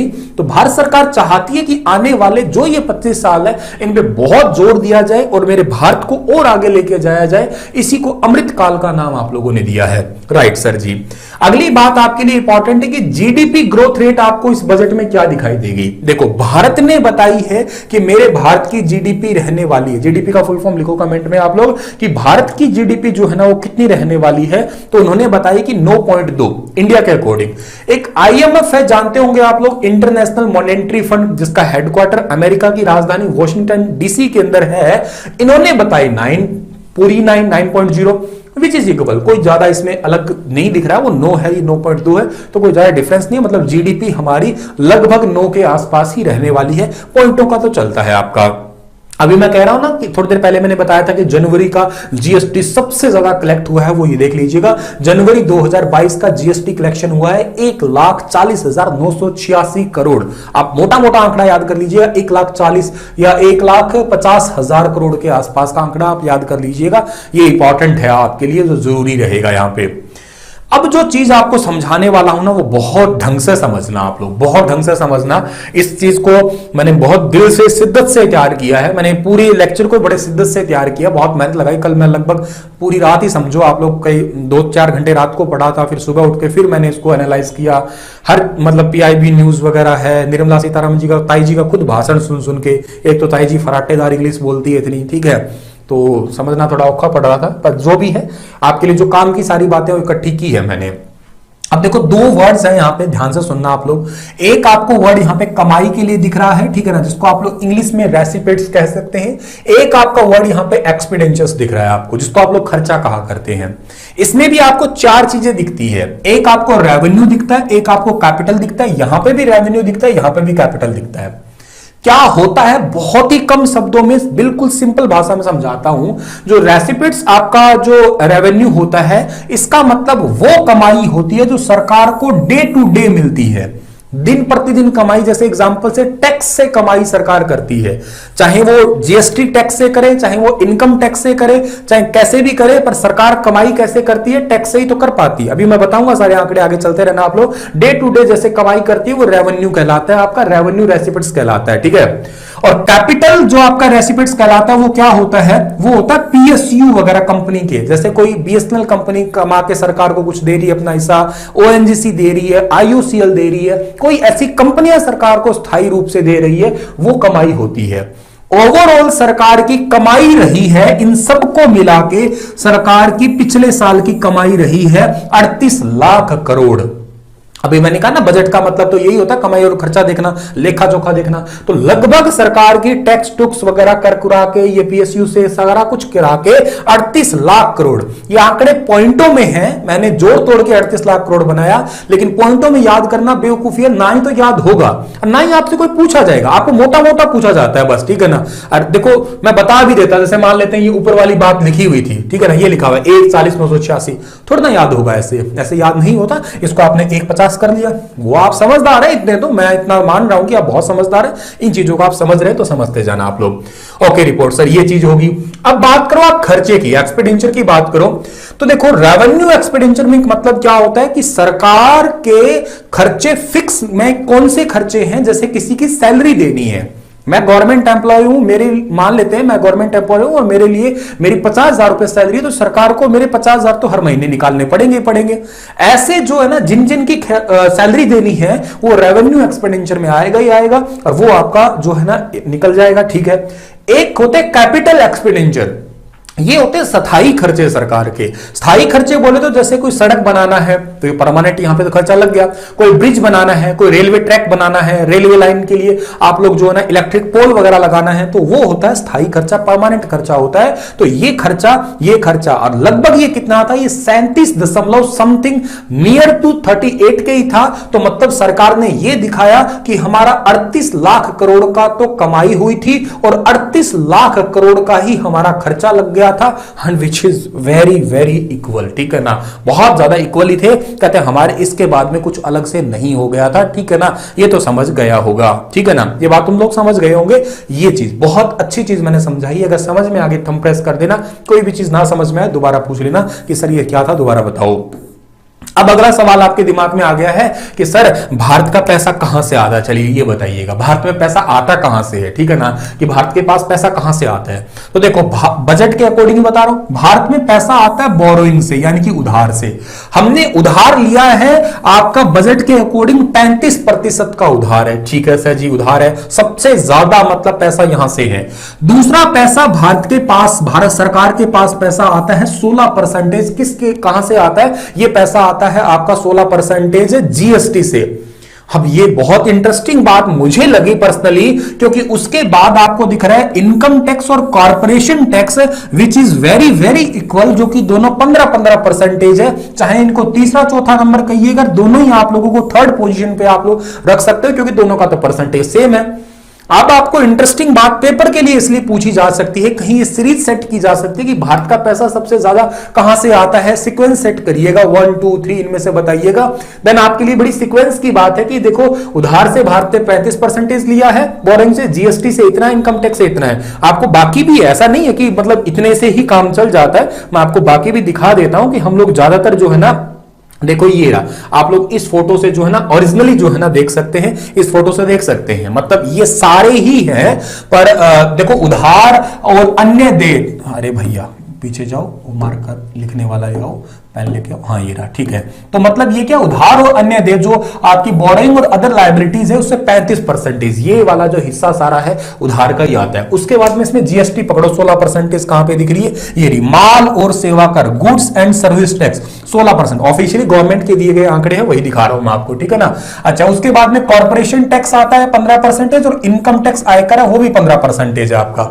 ये तो पेपर में याद करने, बाकी आप लोग याद करोगे, देखो 2% यहां से आया, नॉन डेबिट कैपिटल रेसिपेंट से आया, नॉन टैक्स रेवेन्यू से 5% आया, केंद्रीय उत्पाद शुल्क से 7%, कस्टम से 5%, ये बेवकूफी हो जाएगी फिर, ठीक है। कोई नहीं पूछता तुमसे कि कस्टम से कितना आया, उससे कितना आया, उतना नहीं। बड़े बड़े जो मेन पैसा भारत सरकार का जहां से आया ना, वो आपको जरूर पूछा जाएगा। बोलो चीजें समझ में आई? थंब प्रेस करते जाओ जल्दी जल्दी कि हाँ चीजें सर समझ में आ रही है मुझे, ठीक है।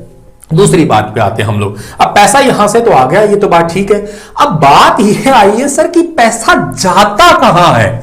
आ तो गया, ठीक है सर ने कमा तो लिया, कहां कहां सरकार ज्यादा लगाती है? भी आप सर पैसा कमा तो रहे हो, उड़ा कहां रहे हो? पापा ने आपको 1000 रुपए दिए, अब बेटा बता तूने लगाए कहां? आपने वापस आए, पापा को 100 रुपए पकड़ा दिए, पापा ने कहा बता 900 लगाए कहां? आपका आ तो गया इतना सारा, लगाया कहां? चलो बताता हूं ना कहां लगाया मैंने, ठीक है ना, मैं बता रहा हूं मैंने कहां लगाया। इंटरेस्ट पेमेंट 20%, जो ब्याज उधारी ले रखी ना, उसका ब्याज कौन भरेगा? आपका बाप भरेगा, ब्याज तो भरना पड़ेगा ना। हाँ तो ठीक है जी, इंटरेस्ट पेमेंट है 20% इंटरेस्ट पेमेंट भर रहा हूं मैं। मेरे पापा ने मुझसे पूछा कि भाई तू पैसा लगाया कहां पे, तो मैंने कह दिया कि दादाजी तो भरने से रहे इंटरेस्ट पेमेंट, मुझे ही तो भरनी पड़ेगी, 20% मैंने इंटरेस्ट पेमेंट भर दिया। और बता बेटा कहां लगाया? और लगाया राज्यों का हिस्सा है। अच्छा राज्यों का हिस्सा मतलब मैं केंद्र सरकार हूं और मेरे अंडर टोटल 28 राज्य आते हैं। इन 28 राज्यों को जो है ना हिस्से के रूप में मुझे कुछ पैसे देने पड़ते हैं, और उनका कितना का हिस्सा देना पड़ता है? 17% हिस्सा मुझे देना पड़ता है उनका। मतलब केंद्र सरकार को टैक्स का कुछ हिस्सा राज्यों को देना पड़ता है, और वो कितना देना पड़ता है? 17% देना पड़ता है। अच्छा सर जी ठीक है, ये बात भी हम समझ गए। अच्छा सेंट्रल सेक्टर स्कीम्स है, उनका भी 15% है। अब ये मोद भाई और बहनों, ये स्कीम है प्रधानमंत्री जन धन योजना, प्रधानमंत्री जीवन ज्योति योजना, प्रधानमंत्री कुसुम योजना, प्रधानमंत्री फलाना योजना, प्रधानमंत्री धिमकाना योजना, प्रधानमंत्री ये योजना वो योजना, 100 योजनाएं हैं। पैसा तो उनको देना पड़ेगा ना, जरूर देना पड़ेगा। फाइनेंस कमीशन, वित्त मंत्रालय कितना है? 10%। और भी बहुत डिपार्टमेंट है, रक्षा मंत्रालय है, हेल्थ है, और है, बताता हूं अभी मैं आपको। मोटे तौर पे नोट्स रूपी इनका पीडीएफ आप स्टार आईक्यू टेलीग्राम चैनल पे ले सकते हो, जरूर ले लेना इनका पीडीएफ। काम की चीजें, करंट अफेयर के लिए बहुत मजे की चीजें, बहुत ही वाहियात लिखाई में लिख रखा है। क्योंकि मतलब समझ रहे हो आप लोग, भाई ऐसा ही होता है यार कि आपको तैयार करना है, रात को 2 बजे आप पढ़ रहे हो तो कैसा लिखोगे, कौन चर्चा के लिखेगा, पर आप अपनी सुंदर सुंदर लिखाई में लिख लेना, काम आएगा, ठीक है। समझ गए आप लोग? मोटे तौर पे आप लोग ये कहोगे, लेकिन छोटे तौर पे भी सर हम कहना चाहते हैं, ठीक है जी। छोटे तौर पे आप लोग कहोगे तो देखो पैसा यहां यहां आपका जाता है, ठीक है ना, यहां यहां आपका पैसा जाता है। कहां कहां जाता है ये आप देख लीजिएगा सारा का सारा। मैंने मोटे तौर पे जैसे ब्याज की अदायगी करते हो तो 20% है। अच्छा सेंट्रल सेक्टर स्कीम है 15% है। सेंट्रल, उसके बाद में क्या है आपका सेंट्रली स्पॉन्सर्ड स्कीम है, उन पे 9%।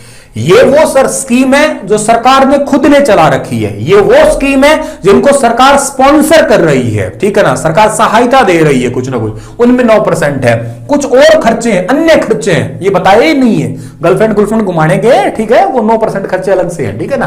पेंशन पे 4% है, ये इंपॉर्टेंट मान रहा हूं मैं। पेंशन पे कितना पैसा देते हैं? बुड्ढों को केवल 4% दे रही है। अच्छा भैया, करों और शुल्क में राज्यों का हिस्सा 17%, मैंने बताया बहुत ज्यादा है आपका। वित्त आयोग कितना ले रहा है? 10%। आर्थिक सहायता, अच्छा सब्सिडी भी देती है सरकार, पता तुम्हें, 8%। रक्षा इंपॉर्टेंट है, 8%, ठीक है ना। दुनिया में सबसे बड़ा रक्षा बजट तो अमेरिका का है, सबको पता है, फिर चाइना का आता है, और हमारा कितना? केवल 8% है, पता होगा आपको ये, ठीक है सर जी, ये हमें पता लग गई है। अब आप आओ दोबारा हमारे नोट्स पे ही आ जाओ, ठीक है सर। आंकड़े पाई चार्ट आपको दिख गए हैं, ठीक है जी। अब बजट 2022 की कुछ खास बातें ले आते हैं हम लोग, ठीक है ना, कुछ अच्छी अच्छी बातें ले आते हैं। और अच्छी बातें सर, अच्छी बात थी सारी, और कौन सी बुरी थी? मतलब और खास बात देखो, इस बार कैपिटल एक्सपेंडिचर जो रहा है ना आपका, वो 7.5 लाख करोड़ के पास लेके जाना है, जो पहले 5.5 लाख करोड़ का था। ऑलमोस्ट 35% बढ़ जाएगा। जीडीपी का 2.9%। गुरुजी बात क्या है? लिख के तो समझ में आ गई, वैसे नहीं समझ में आई आप लोग, ठीक है ना। अब आप लोगों को यहां से याद कर लेना क्या है सर ये बात आपके लिए। समझाते हैं आपको। राज्यों को पैसा देने की बात हो रही है। प्रधानमंत्री नरेंद्र मोदी सरकार ये कह रही है कि हमने आज तक के इतिहास में ऐसा नहीं किया, बिल्कुल ऐसा नहीं किया कि 35% बढ़ जाए कभी ये कैपिटल एक्सपेंडिचर, ऐसा नहीं हुआ है। हम राज्यों को जो है ना 5.54 लाख करोड़ दिया करते थे ओवरऑल खर्चे के लिए, अब 7.5 लाख करोड़ देने वाले हैं, जो कि जीडीपी का 2.9% है। ठीक है भैया, बढ़िया कर दिया। पैसों के मुकाबले की अगर आप बात कर रहे हो तो देखो ये है कि बजट 2022 ना सरकारों की वित्तीय मदद करने के लिए, राज्य सरकारों की वित्तीय मदद करने के लिए पिछली बार तो दे रखे थे 10,000 करोड़ रुपए, पिछली बार दे रखे थे कितने, 10,000 करोड़ रुपए, लेकिन अब कह रहे हैं हम आपको बढ़ा के देंगे कितना, 15,000 करोड़ रुपए। मतलब पिछली बार से हम 5,000 करोड़ रुपए आपको बढ़ा के देने वाले हैं डायरेक्ट फाइनेंस हेल्प के लिए। वो किसी आपकी मतलब योजना वगैरह में हेल्प थी पिछले वाली, ये आपकी डायरेक्ट हेल्प करेंगे। और इसी योजना का नाम भी याद करना है आपको, scheme for financial assistance to state for capital investment. ये क्वेश्चन एग्जाम में यूपीएससी के पूछा जा चुका है भैया ऑलरेडी तुमसे, तो तुम लोग पक्का याद कर लेना। और मतलब यूपीएससी नहीं, सॉरी पीसीएस एग्जाम में था, असम पीसीएस के एग्जाम में क्वेश्चन था आपका। और क्या सवाल था खुद चेक कर लेना। क्वेश्चन इसके लिए बहुत अच्छे से है क्या कि नौकरी देंगे क्या गुरुजी, भूल जाओ बेटा, ठीक है ठीक है ठीक है। तो हाँ कि सवाल ये पूछा था कि जो राज्यों को 10,000 करोड़ रुपए इन्होंने दे रखे हैं डायरेक्ट फाइनेंशियल हेल्प के लिए, उस स्कीम का नाम क्या है। इस स्कीम का नाम ये है scheme for financial assistant to state for capital investment. ठीक है, समझ गए, ठीक है सर समझ गए। अब कितना मिल रहा है इनको, मिल रहा है 15,000 करोड़। मजे की बात यह कि इन्होंने कहा कि हम इतने तक नहीं रुक रहे, हम तो 2022-23 के लिए ना क्या करेंगे, 1 लाख करोड़ रुपए तक तुम्हें डायरेक्ट पैसा दे सकते हैं। अरे भैया तुम बहुत गजब कर दोगे। अच्छा, ये बात इन्होंने अपने सेम भाषणों में भी कही थी, जब मोदी साहब रैली करने जाते हैं तब इन्होंने इस भाषणों में ये सेम बात कही थी, कोई झूठी बात नहीं है, जो वित्त मंत्री ताई जी ने भी बताई है। लेकिन ताई जी वाली बात में एक नई बात निकल के आई जो मोदी साहब के भाषणों में नहीं थी। उन्होंने भाषणों में ये कहीं नहीं कहा था कि ये पैसा तुम्हें 50 साल के लिए लोन के लिए देंगे हम लोग। छोटा सा लिखा है मैंने भी, अच्छा मेरा तो पेज पूरा हो गया था, पर बाकी वो छोटी सी बात समझो, टर्म एंड कंडीशन अप्लाई। उन्होंने कहा कि ये पैसा देंगे, क्या याद करोगे तुम भी, किसी मोदी से पाला पड़ेगा कि मैं तुम्हें बिल्कुल फ्री में पैसा दे रहा हूं, कोई टेंशन नहीं है, बस तुम जितना ले रहे हो उतना वापस कर देना, लोन लाने की कोई दिक्कत नहीं। लेकिन ताई जी ने बात स्पेशली मेंशन करी है कि भैया हमने तुम्हें पहले तो दे रखे थे कितने, 10,000 करोड़ रुपए, इस साल बढ़ा के हम लोग कर रहे हैं कितने, 15,000 करोड़ रुपए, और अगला जो 2000 मतलब नेक्स्ट ईयर जो बजट आएगा 1 लाख करोड़ कर देंगे, कोई टेंशन नहीं है। लेकिन ये 50 साल के लिए ब्याज पे देंगे, ऐसे मत समझो तुम इस बात को। अरे अरे अरे तुम तो मतलब यार ऐसे तो चूना लगा रहे हो, कहते हैं हमारा काम ही और क्या है, हमारा और काम ही क्या है। अब सुनो तुम, अब बहुत अच्छी बात आपको बताने वाला हूं। अब ये बात जो बताने जा रहा हूं ये गजब की है। मैंने थोड़ी देर पहले अगर आपने सुना था कि मैं आपको फिस्कल डिफिकल्ट के बारे में बताऊंगा, यानी कि राजकोषीय घाटा जो होता है ना उसके बारे में बताऊंगा। अभी बता रहा हूं, डिटेल से बता रहा हूं। हमारा राजकोषीय घाटा, इस पर डायरेक्ट सवाल बनता है, मुख्य सवाल है, जरूरी सवाल है, स्पेशली जो बैंक का एग्जाम देना चाहता है या कहीं से भी सवाल आ सकता है इसका। हमारा अब नए बजट के अनुसार राजकोषीय घाटा कितना है, 6.9%। देखो मैं आपको वो चीजें नहीं पढ़ा रहा क्या चीज सस्ती हुई क्या चीज महंगी हुई, ठीक है, वो बताऊं उसका कोई लेना देना नहीं है, मैं लास्ट में बताऊंगा जरूर। वैसे वो चीजें, मोबाइल फोन सस्ते हुए हैं, ये स्मार्ट वॉच सस्ती हुई है, ठीक है ना, सोडियम साइनाइड महंगा हुआ है, ये चीजें, लेकिन ये पेपरों में कभी नहीं पूछी जाती। पेपरों में ये सवाल पूछे जाते हैं, वो चीजें तुम्हें डायरेक्ट समझ में भी आ जाएगी। मान लो ना भी बताऊं, मैं बता भी दूं या कैसे भी, वो चीजें समझ में आ जाएगी तुम्हें डायरेक्ट ही, खुद पढ़ोगे तो भी समझ में आ जाएगी। वो चीज अखबार की हेडलाइन में मिलेगी तुम्हें, आज वाले कल वाले में। लेकिन ये वो चीजें हैं जिनमें टीचर्स की जरूरत है ना, तो प्लीज आप इस चीज को सीरियस लेना, ये बहुत इंपॉर्टेंट चीज है। आप लोग मुझे टाइम देना, क्योंकि मैं देखो करवाने में इसे जल्दी करवा सकता था, लेकिन जितना जल्दी करवाऊंगा समझ कुछ भी नहीं आएगा। मैं चाहता हूं कि अभी की अभी तुम्हें चीजें समझ में आके कुछ चीजें जो है ना याद सी होने लग जाए, मतलब पकड़ बन जाए, फिर पीडीएफ पढ़ के आप लोग एक बार में काम कर दो पूरा बढ़िया वाला, है ना। तो हो सकता है थोड़ा टाइम वाइम लग जाए, और टाइम मेरे पास अभी अगली क्लास 9 बजे मेरी, तब तक तो टाइम है ही है मेरा, ठीक है। चलो जी, अभी घाटा हमारा कितना जी 6.9% है। अभी आप देखो कि 6 पॉइंट अगले साल का घाटा कह रहे हैं हम कितना करने के चाह रहे हैं 6.4। उनको छोड़ो, आप ये 3 आंकड़े याद करो जो कि आप लोगों को ना अपने आप ये चीजें समझ में आ जाएगी, ये चीज समझ में आ जाएगी क्या कहना चाह रहा हूं। 2020-21 का भारत का राजकोषीय घाटा था 9.2%, जो कि अब तक सबसे ज्यादा रहा है। अब तक जितने भी डिकेड गुजरे हैं सब में सबसे ज्यादा यही रहा है आपका।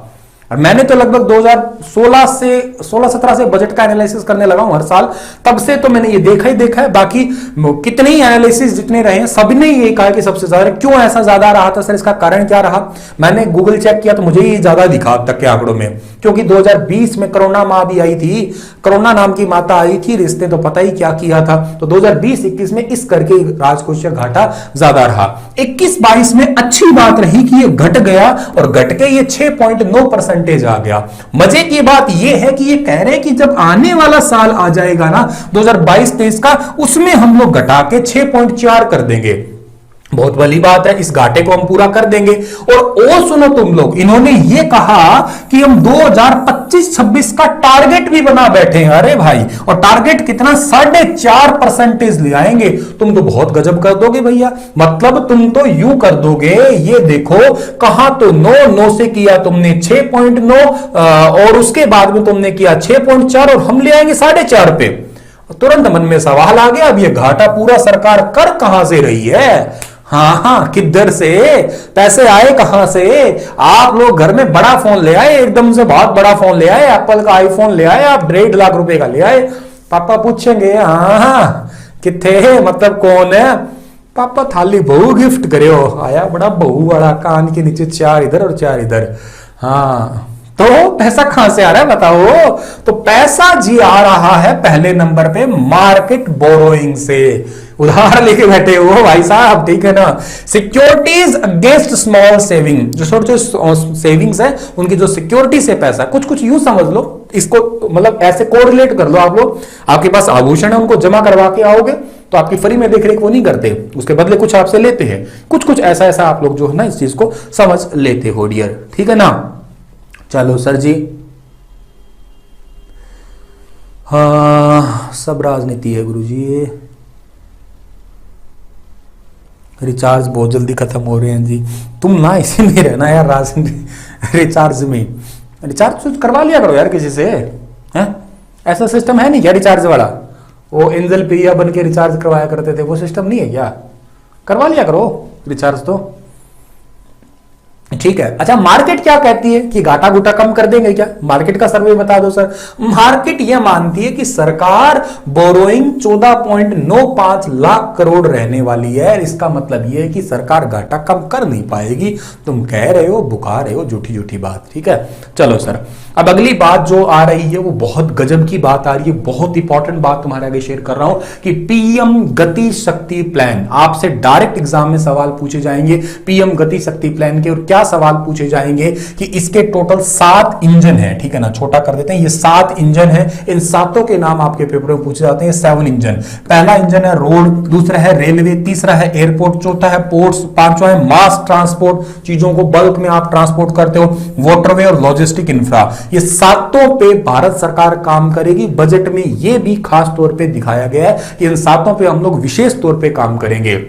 कैसे काम करेंगे भैया? हम रोड के ऊपर जैसे कि 25,000 किलोमीटर के नेशनल हाईवे पूरे करने वाले हैं ठीक 1 साल के अंदर, और इस पे हम लोग टोटल 20,000 करोड़ रुपए लगाने वाले हैं। ये गजब की बात कही है, जो मेरे को लग रहा है इस बजट की सबसे बड़ी हाईलाइट मुझे दिखी है ये वाली कि 25,000 करोड़ रुपए, सॉरी 20,000 करोड़ रुपए लगाएंगे, 25,000 किलोमीटर लंबे नेशनल हाईवे बना देंगे पूरे 1 साल में। मतलब हमारा फाइनेंशियल ईयर स्टार्ट होता है 1 तारीख से, स्टार्ट होता है 1 अप्रैल से, और अगला 31 मार्च 2023 तक हम लोग 25,000 किलोमीटर के नेशनल हाईवे बना देंगे।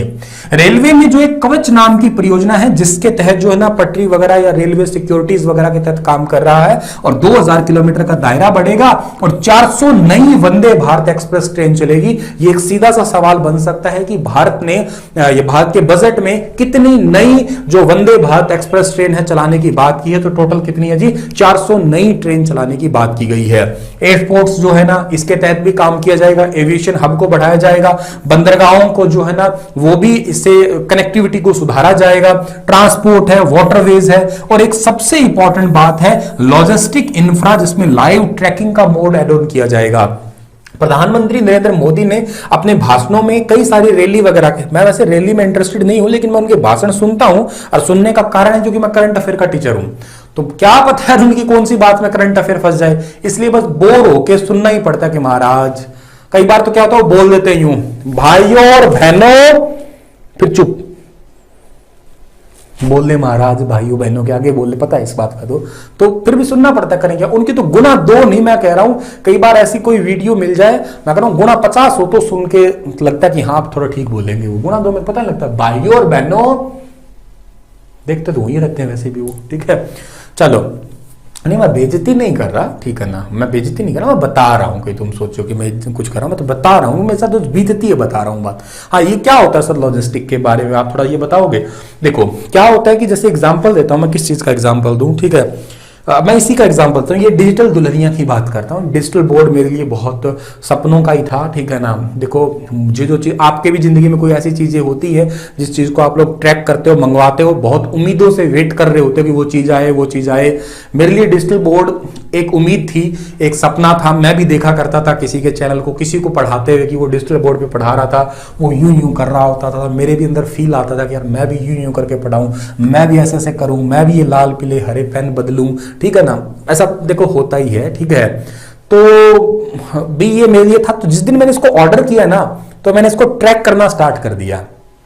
एक्चुअली ये तो मतलब ऑफलाइन मोड से, वैसे तो ऑनलाइन मोड था, लेकिन जिस पर्सन का जहां से ये लोड हुआ दिल्ली से, और वहां से मैंने उस बंदे का फोन नंबर ले लिया और उसको मैंने कह दिया कि भैया बताओ कहाँ पहुंचे कहाँ पहुंचे कहाँ पहुंचे कहाँ पहुंचे।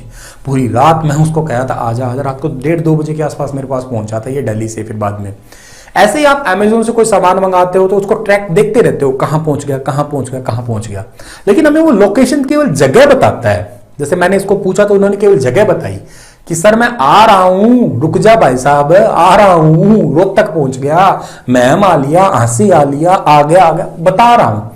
लेकिन सोचो अगर ऐसा हो कि आपको, जैसे आप डायरेक्शन की तरह टैग करते हो, जैसे आप लोग यहां से आपने फीड कर दिया, फॉर एग्जांपल मैं हिसार से हूं तो हिसार से मुझे दिल्ली जाना है, तो मैंने क्या कर दिया, फीड कर दिया हिसार टू दिल्ली, तो डायरेक्शन रूट मैप वगैरह दिखा दिया, डायरेक्ट गाड़ी चलती दिखाई देती है, अब यहां पहुंच गए, स्पीड पे पहुंच गया, ऐसा कुछ चल रहा है। या किसी की लोकेशन आप भेज देते हो तो व्हाट्सएप पे करंट लोकेशन करते हो तो ऐसा दिखता है ना। ऐसा हो तो कैसा हो, ऐसा हो तो मजा ही आ जाए सर, ऐसा काम कर दिया जाएगा भविष्य में। यही बात है एक्चुअली, यही चीज समझाना चाह रहा हूं, यही है लॉजिस्टिक इंफ्रा। लाइव ट्रैकिंग का मोड ऐड ऑन कर दिया जाएगा। ये आसान नहीं है, जितना मैंने बताया उतना आसान नहीं है, ये बड़ा मुश्किल होगा, लेकिन कर दिया जाएगा भविष्य में। ये बात स्पेशली कही गई है, याद रखना आप लोग, ठीक है। एनर्जी, ट्रांसमिशन, आईटी और बल्क वाटर, सीवरेज, आपका सोशल इंफ्रास्ट्रक्चर, इन पे भी ध्यान अलग से दिया जाएगा। मतलब एनर्जी इन द सेंस कि हम लोग आने वाले टाइम में इलेक्ट्रिक व्हीकल्स पे जो है ना स्विच करने जा रहे हैं। 2029 से 30 तक तो इलेक्ट्रिक मोड आने की पूरी संभावना हो जाएगी हमारे भारत के अंदर। एक बात जो मुझे बड़ी इंटरेस्टिंग लगी, आपको भी शायद जरूर लगेगी ये बात इंटरेस्टिंग, क्या कि भारत के इस बजट के अंदर जो है ना पहाड़ी क्षेत्रों में रोपवे प्रोजेक्ट लॉन्च किया गया है। इस बार 8 प्रोजेक्ट लॉन्च किए गए हैं 60 किलोमीटर के दायरे के लिए। Now what is ropeway project? जैसे पहाड़ी क्षेत्रों में सड़क बनाना उतना आसान नहीं होता है, इसलिए रोपवे प्रोजेक्ट जरूरी होते हैं। तो 8 प्रोजेक्ट है 60 किलोमीटर, इसमें कोई भी प्रकार की पर्यावरण की हानि नहीं होती। नेशनल हाईवे बनाते हो तो एनवायरमेंट को बहुत नुकसान होता है, कई सारे पेड़ काटने पड़ते ही पड़ते हैं, लेकिन यहां पे किसी पर्यावरण की हानि नहीं होती है। ये तो बस ऊपर की है आपका, ठीक है ना, तो किसी पर्यावरण की हानि नहीं होती है। और ये इंटरेस्टिंग प्रोजेक्ट है जो पहाड़ी क्षेत्रों में, अक्सर आपको उत्तराखंड हिमाचल के क्षेत्रों में या इधर सिक्किम अरुणाचल के साइड देखने को मिलेंगे। ये डिजिटल बैंक बनाए जाएंगे, 75 डिजिटल बैंक बनाए जाएंगे 75 डिस्ट्रिक्ट के अंदर। सर डिजिटल बैंक क्या होते हैं? डिजिटल बैंक का मतलब ये होता है कि फिजिकल बैंक नहीं, जैसे आप एसबीआई बैंक में चले गए, ऐसा कुछ नहीं है। जैसे ऑनलाइन से पेटीएम बैंक है फॉर एग्जांपल समझ लो, जो आजकल बहुत पॉपुलर है, ठीक है ना। ऐसे डिजिटल बैंक बनने वाले हैं, शुरुआत में 75 बनेंगे। उनका हेड ऑफिस तो खैर होगा ही, इसलिए डिस्ट्रिक्ट बोला है एक ना एक, तो ताकि जहां पे आप लोगों को कोई भी प्रॉब्लम हो तो आप उसका सॉल्यूशन पा पाओ। लेकिन मेनली काम ये डिजिटल ही करने वाले हैं, 99.9% परसेंटेज तरीके से। आने वाले टाइम में डिजिटल का बड़ा कड़ा जमाना है, इसमें अभी आगे आएगा, मैं आपको पहले ही बता देता हूं। इन्होंने पता क्या किया है, जैसे डिजिटल एजुकेशन की बात करो आप लोग, तो अभी तक 12 ऐसे न्यूज चैनल 12 ऐसे चैनल है जो बच्चों को पढ़ाते हैं उनकी लोकल रीजनल लैंग्वेज में। जैसे ओडिशा का है तो ओडिया लैंग्वेज का चैनल हो गया, तमिल के लिए तमिल के लिए, केरला के लिए आपका क्या कहते हैं मलयालम लैंग्वेज हो गया, वहां की रीजनल लैंग्वेज में 12 चैनल है जो पढ़ाने के लिए। ऐसे आने वाले इस एक साल में टोटल 200 ऐसे चैनल और स्टार्ट किए जाएंगे जिनको उनकी रीजनल लैंग्वेज में वो पढ़ाए जाएंगे। मतलब यूं समझो कि इस ऑफलाइन एजुकेशन से ऑनलाइन एजुकेशन की तरफ बढ़ावा दी जा रही है। सरकार आने वाले साल में 200 चैनल स्टार्ट करने वाली है। और सुनो, आने वाले टाइम में सरकार एक काम और करने वाली है। इस बजट के दौरान ही कहा गया कि भाई हम एक डिजिटल यूनिवर्सिटी खोलने वाले हैं। Now what is digital university sir? जैसे अब आप लोग फॉर एग्जांपल हरियाणा के अंदर है तो आप एमडीयू के स्टूडेंट हो सकते हैं, केयूके के हो सकते हैं, गुरु जम्बेश्वर यूनिवर्सिटी के स्टूडेंट हो सकते हैं, ठीक है ना। मतलब ऐसे किसी भी यूनिवर्सिटी के स्टूडेंट रह सकते हो आप लोग। और जब कोरोना का टाइम आया है तो आप घर बैठे पढ़े हैं सारा का सारा, और ऑनलाइन एग्जाम दिए, नीचे किताबें खोल खोल के देखो, सबको पता है। ये डिजिटल का मतलब खैर जमाना था, करना पड़ा, मजबूरी थी, क्योंकि कोविड-19 के कारण सोशल डिस्टेंस मेंटेन करना था। लेकिन इसी सेम कंडीशन के तहत इसको अगर कंटिन्यू परमानेंट किया जाए तो कैसा हो, मजा ही आ जाए सर जी, कुछ ना पढ़ना पड़े, सब कुछ देख देख के तो छापना है। हाँ, तो ऐसा ही होने वाला है समझो। डिजिटल यूनिवर्सिटी मतलब फिजिकली वो कहीं पे भी असिस्ट नहीं करेगी, एक्चुअली बड़ी बड़ी टॉप यूनिवर्सिटी के साथ में टाई अप होगा, उन्हीं के नाम का उनका एक डिजिटल मोड, और उनका जैसे मान लो मैं प्यार से गुलाब जामुन कहता हूं इसको, गुरु जम्बेश्वर यूनिवर्सिटी है, उस यूनिवर्सिटी का ऑफलाइन मोड तो है ही है, उस यूनिवर्सिटी के ऑनलाइन मोड भी हो एक। तो कुछ ऐसा सभी स्टार्टिंग में बड़ी यूनिवर्सिटियों से, थोड़ी थोड़ी यूनिवर्सिटियों से टाई अप करना स्टार्ट किया जाएगा, ठीक है। एक बात और, विदेश के जैसे मान लेते हैं आपका दिल करता है कि मैं ऑक्सफोर्ड यूनिवर्सिटी में जाके पढ़ लूं, मैं टेक्सास यूनिवर्सिटी में जाके पढ़ लूं, मैं उस देश की उस यूनिवर्सिटी में जाके पढ़ लूं, लेकिन यहां से आपको पढ़ने के लिए आइलेट्स करनी पड़ती है, खर्चा वर्चा, देखो बहुत सारी चीजें होती है। तो अब आप क्या कर सकते हो, इंडिया के अंदर जो है ना वो टॉप यूनिवर्सिटीज इंडिया के अंदर आके अपना इंफ्रास्ट्रक्चर सेटअप कर सकती है। जो रूल एंड रेगुलेशन वहां पे है उनके, as it is rule and regulation वो यहां पे भी ऑबे कर सकते हैं। जिस मोड में वो वहां पढ़ाते हैं एज इट इज बोर्ड में यहां पे भी पढ़ा सकते हैं। मतलब आपको विदेश जाने की जरूरत नहीं है। हाँ, एक चीज है कि वो फीस अपने हिसाब से नहीं ले सकते, भी उनकी फीस तो डॉलरों में होती है, यहां तो फीस तो कोई आएगा नहीं, फीस इंडिया डिसाइड करेगा कि क्या फीस होनी चाहिए, बस उसके अलावा जो है ना चीजें वो सेटअप करेगी। सर फिर उनका तो घाटा लग जाएगा, नहीं, वो घाटा को पूर्ति करने के लिए भारत सरकार उनका साथ देगी फिरोजपुर यूनिवर्सिटी की। तो भारत में इस प्रकार की एजुकेशन को इंक्रीज किया जाएगा, ये पॉइंट भी आपको याद रखना है। समझ में आ रहा है क्या आप लोगों को चीजें? हाँ, बताओगे आप लोग मुझे, समझ में आ रहा है क्या?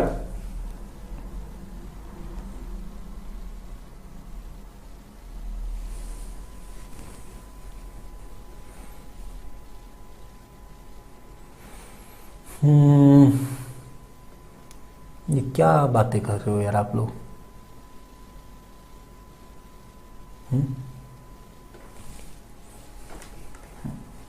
हम तो पढ़ा रहे हैं, तुम पढ़ रहे हो, समझ में आ रहा है? राम राम जी, जीन से जोगिंदर जी, राम राम। हाँ?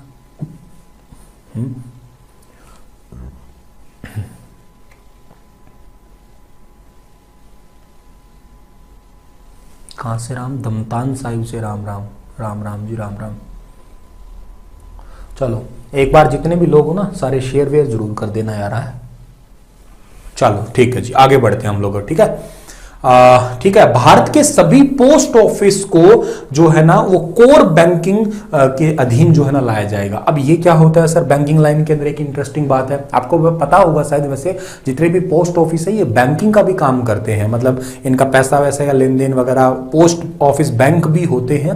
तो जिनको पता है तो ठीक है, नहीं पता या कुछ ऐसे है जो इसके अधीन नहीं है, ऐसे तकरीबन 1.5 लाख पोस्ट ऑफिस है जो इसके अधीन नहीं है। मैंने गूगल का आंकड़ा चेक किया तो 1.5 लाख निकल के है ऐसे। तो ऐसे 1.5 लाख पोस्ट ऑफिस है जो इसके अधीन नहीं आते, उनको जो है ना लेके आया जाएगा। इन्होंने तो ऐसा लिख दिया कि भारत के सभी, मेरे मन में क्यूरियोसिटी आई यार कितने होंगे, 1.5 लाख है, 1.5 लाख पोस्ट ऑफिस ऐसे इनको इनके अधीन लाया जाएगा, ये याद करना आप लोग, ठीक है। चलो थोड़ा ही लेक्चर और रहता है आपका। अगला सवाल और क्या है, ईज ऑफ डूइंग बिजनेस और ईज ऑफ लिविंग। भारत सरकार इन दोनों चीजों पे भी काम करेगी कि हर एक राज्य जो है वो बिजनेस में भी बहुत अच्छा हो और के अलावा जो है ना लिविंग यानी कि रहने लायक भी राज्य जो है ना बहुत ईजी हो, आसानी से रहा जा सके। कोई मुझे बता सकता है भारत में रहने लायक सबसे अच्छा शहर कौन सा है? ग्रीन क्लियरेंस के लिए जो है ना एक पोर्टल है जिसका नाम है परिवेश पोर्टल है। यह पोर्टल जो है ना फैक्ट्री एक्सेट्रा की सभी जानकारी दे देगा। एक पोर्टल है जिस पोर्टल से आपकी फैक्ट्री से रिलेटेड कोई भी क्यूरीज है, कोई भी बात है या आपका मतलब बिल वगैरह बकाया है, कुछ भी चीज की जानकारी लेनी है तो आप जो है ना इंडस्ट्रीज में इंडस्ट्री के लिए परिवेश नाम का पोर्टल लॉन्च किया है स्पेशली। एक पोर्टल और लॉन्च किया है जिसका नाम है SEZ। SEZ का मतलब है स्पेशल इकोनॉमिक जोन। ये जो है ना ये कस्टम नेशनल पोर्टल है। ये मतलब इसके तहत एक पोर्टल लॉन्च किया जाएगा, अभी घोषणा की है मतलब ये, और 30 सितंबर 2022 को लॉन्च होगा। ये पोर्टल करेगा क्या? ईज ऑफ डूइंग बिजनेस में हेल्प करेगा। कैसे किस राज्य में कितनी बिजनेस किया जा सकता है, बिजनेस को कैसे मॉडिफाई किया जा सकता है, बढ़ाया जा सकता है, उसके लिए SEZ जो है ना इसके तहत कस्टम नेशनल पोर्टल 30 सितंबर 2022 को लॉन्च किया जाएगा। Custom duty on cut and polished diamond, जो जेमस्टोन है, हाँ जो आपके जेमस्टोन है या जो आपके क्या कहते हैं जो कट किए हुए डायमंड्स वगैरह है उनकी कस्टम ड्यूटी जो है ना उनको 5% जो है ना वो कम कर दी है तकरीबन। अच्छा सोन डायमंड है उसकी कस्टम ड्यूटी इन्होंने 0 कर दी है तकरीबन। ये इतना इंपॉर्टेंट नहीं है हमारे लिए, हाँ ये इंपॉर्टेंट है। सभी केंद्र के मामलों जो मंत्रालय है उनमें ई बिल सिस्टम लॉन्च हो गया। मोस्ट इंपॉर्टेंट जितने भी आपके सेंट्रल डिपार्टमेंट है सबके अंदर अब जो है ना इलेक्ट्रॉनिक सिस्टम हो गया, किसी के अंदर भी कागज वाला बिल नहीं आएगा। इससे तो समझ ही आ गया भ्रष्टाचार बिल्कुल खत्म हो गया है आपका और पेपरलेस सिस्टम हो गया है, फास्ट काम होगा और के अलावा पेड़ बचेंगे, पर्यावरण को भी बहुत अच्छा हो जाएगा और ये ऑनलाइन सिस्टम तो फास्ट होगा। अधिकारी बिल को रोक नहीं पाएंगे, कोई कागज लेके पास रख लेता था अपने, उस कागज को रोक नहीं पाएंगे, पेमेंट में कभी डिले नहीं होगा। ये बढ़िया और इंटरेस्टिंग काम किया है जो मुझे लगा है। कोऑपरेटिव सोसाइटी में टैक्स जो था वो पहले 18% था, अब उसे घटा के कितना कर दिया गया? 15% कर दिया गया। ये भी आपको पता लग गया होगा। जो लोग 1 करोड़ से ज्यादा कमाते हैं उनके लिए सरचार्ज 12% से कम करके 7% कर दिया। ये भी आपको पता होना चाहिए। और वैसे जो नॉर्मल आम आदमी की टैक्स स्लैब है उसमें कोई ज्यादा बदलाव नहीं किया है, कुछ भी बदलाव नहीं किया है, उसके अंदर बहुत छोटा सा बदलाव किया है, वो बताऊंगा मैं आपको। ये बदलाव किया है एक्चुअली, फाइल भरने में गलती हो गई हो तो 2 साल तक ठीक कर सकते हैं बस, ठीक है ना। आम आदमी की जो स्लैब पिछले साल थी वही सेम है, उसमें कोई बदलाव नहीं किया।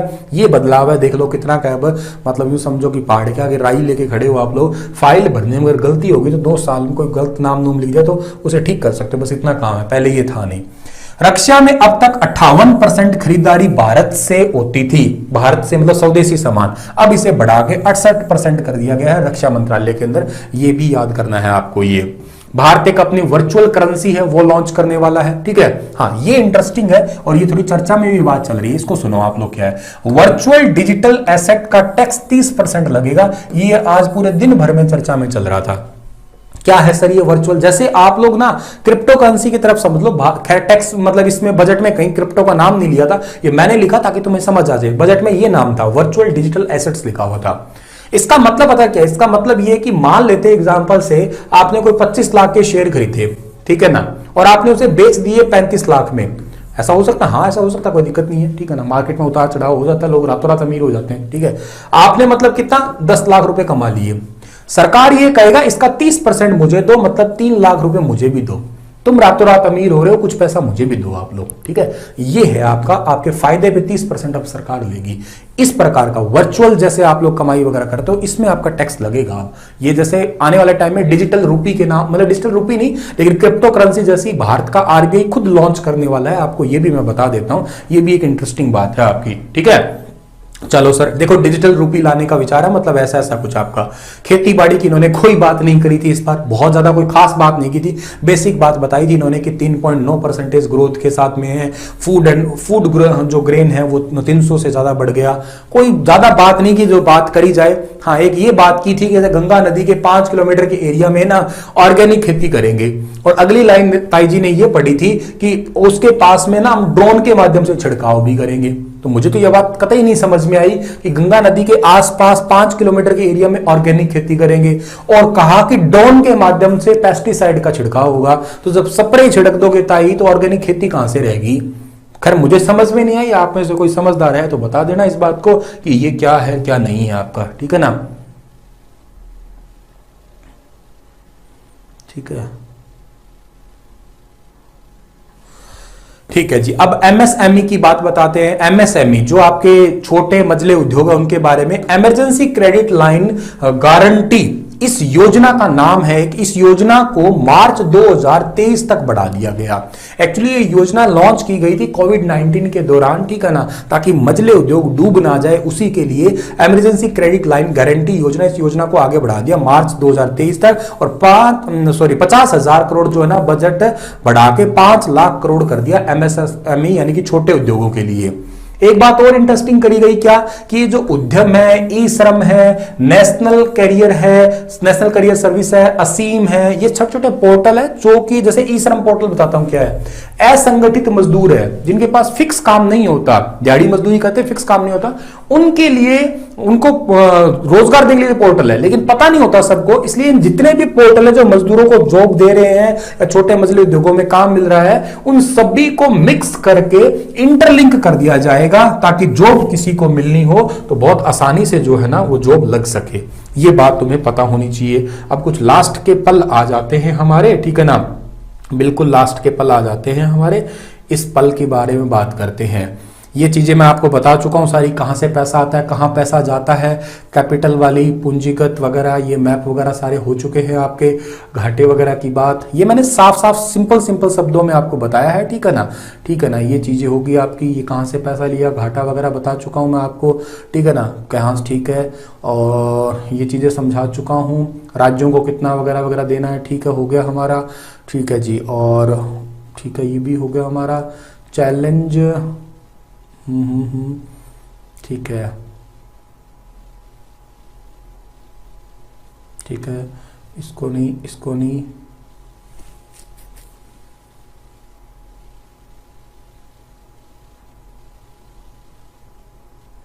एक ये चीज आपको बता देता हूं कि पीएम गति जो है ना, पीएम गति जो मैंने 7 इंजन बताए थे उसके तहत कुछ गोल है, जैसे focus on growth on all inclusive welfare, जितने भी वेलफेयर है उन पे फोकस करना, उनकी ग्रोथ करवानी है। प्रमोटिंग टेक्नोलॉजी, जितनी भी टेक्नोलॉजीज है उनको प्रमोट करना है, ठीक है ना। और आपका जो प्राइवेट इन्वेस्टमेंट जहां पे भी हो रही है, पब्लिक कैपिटल इन्वेस्टमेंट जहां हो रही है, उनको कैसे भी कैसे करके आगे लेके आना है। ये छोटे छोटे ग्रोथ रखे इन्होंने ताकि आगे जाया जा सके। ये पीएम 7 आपके गोल मैंने बताए थे ना, road, railways, airport, ports, mass transport, waterway और लॉजिस्टिक इंफ्रा, ये 7 इंजन है, वेरी वेरी इंपॉर्टेंट है काम के आपके। ये बता चुका हूं मैं, ये बता चुका हूं, इंडियन रेलवे का बता चुका हूं, ठीक है ना। ये चीजें सब शेयर हो चुकी है हमारी, ठीक है।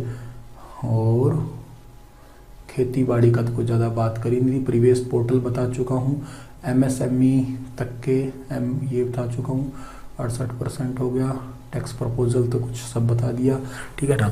ये कुछ हिंदी की बात है, जैसे कर संबंधी गलतियों को सुधारने वाली बात, राज्य सरकार कर्मचारियों के लिए एनपीए खाता, इसको थोड़ा, दिव्यांगों को थोड़ी बहुत राहत दी गई है, क्या इसमें कुछ है नहीं। हाँ, ये कि बार बार की जाने वाली मुकदमेबाजी को रोकने के लिए बेहतर, जैसे बार बार किसी आदमी पे केस कोई कर दे तो उसके रिलेटेड कोई बात है आपकी, ठीक है, तो वो भी चीजें आ जाएगी यहाँ पे। क्रिप्टो वाली चीज मैं यहाँ पे समझा चुका हूँ। एग्रीकल्चर के लिए कुछ ज़्यादा बताया नहीं, मैं आपको यही बता रहा हूँ, 3.9 ये मैं लिख चुका था आपके लिए, ठीक है ना। और ये भी ठीक हो गया आपका, नेचुरल फार्मिंग वगैरह बता चुका हूँ। एक ये चीज है जो बतानी रह गई अभी, ठीक है, हाँ, इसको समझाते हैं कि क्या है ये आपकी। हाँ, क्या है कि एक ना केन बेतवा लिंक प्रोजेक्ट है आपका। अगर ये प्रोजेक्ट लिंक है, ये इस प्रोजेक्ट की कॉस्ट है 44,000 करोड़, 44,500 करोड़ समझ लीजिएगा आप लोग। इस प्रोजेक्ट से क्या है, इरिगेशन बेनिफिट होगा तकरीबन 9 लाख हेक्टेयर के अंदर।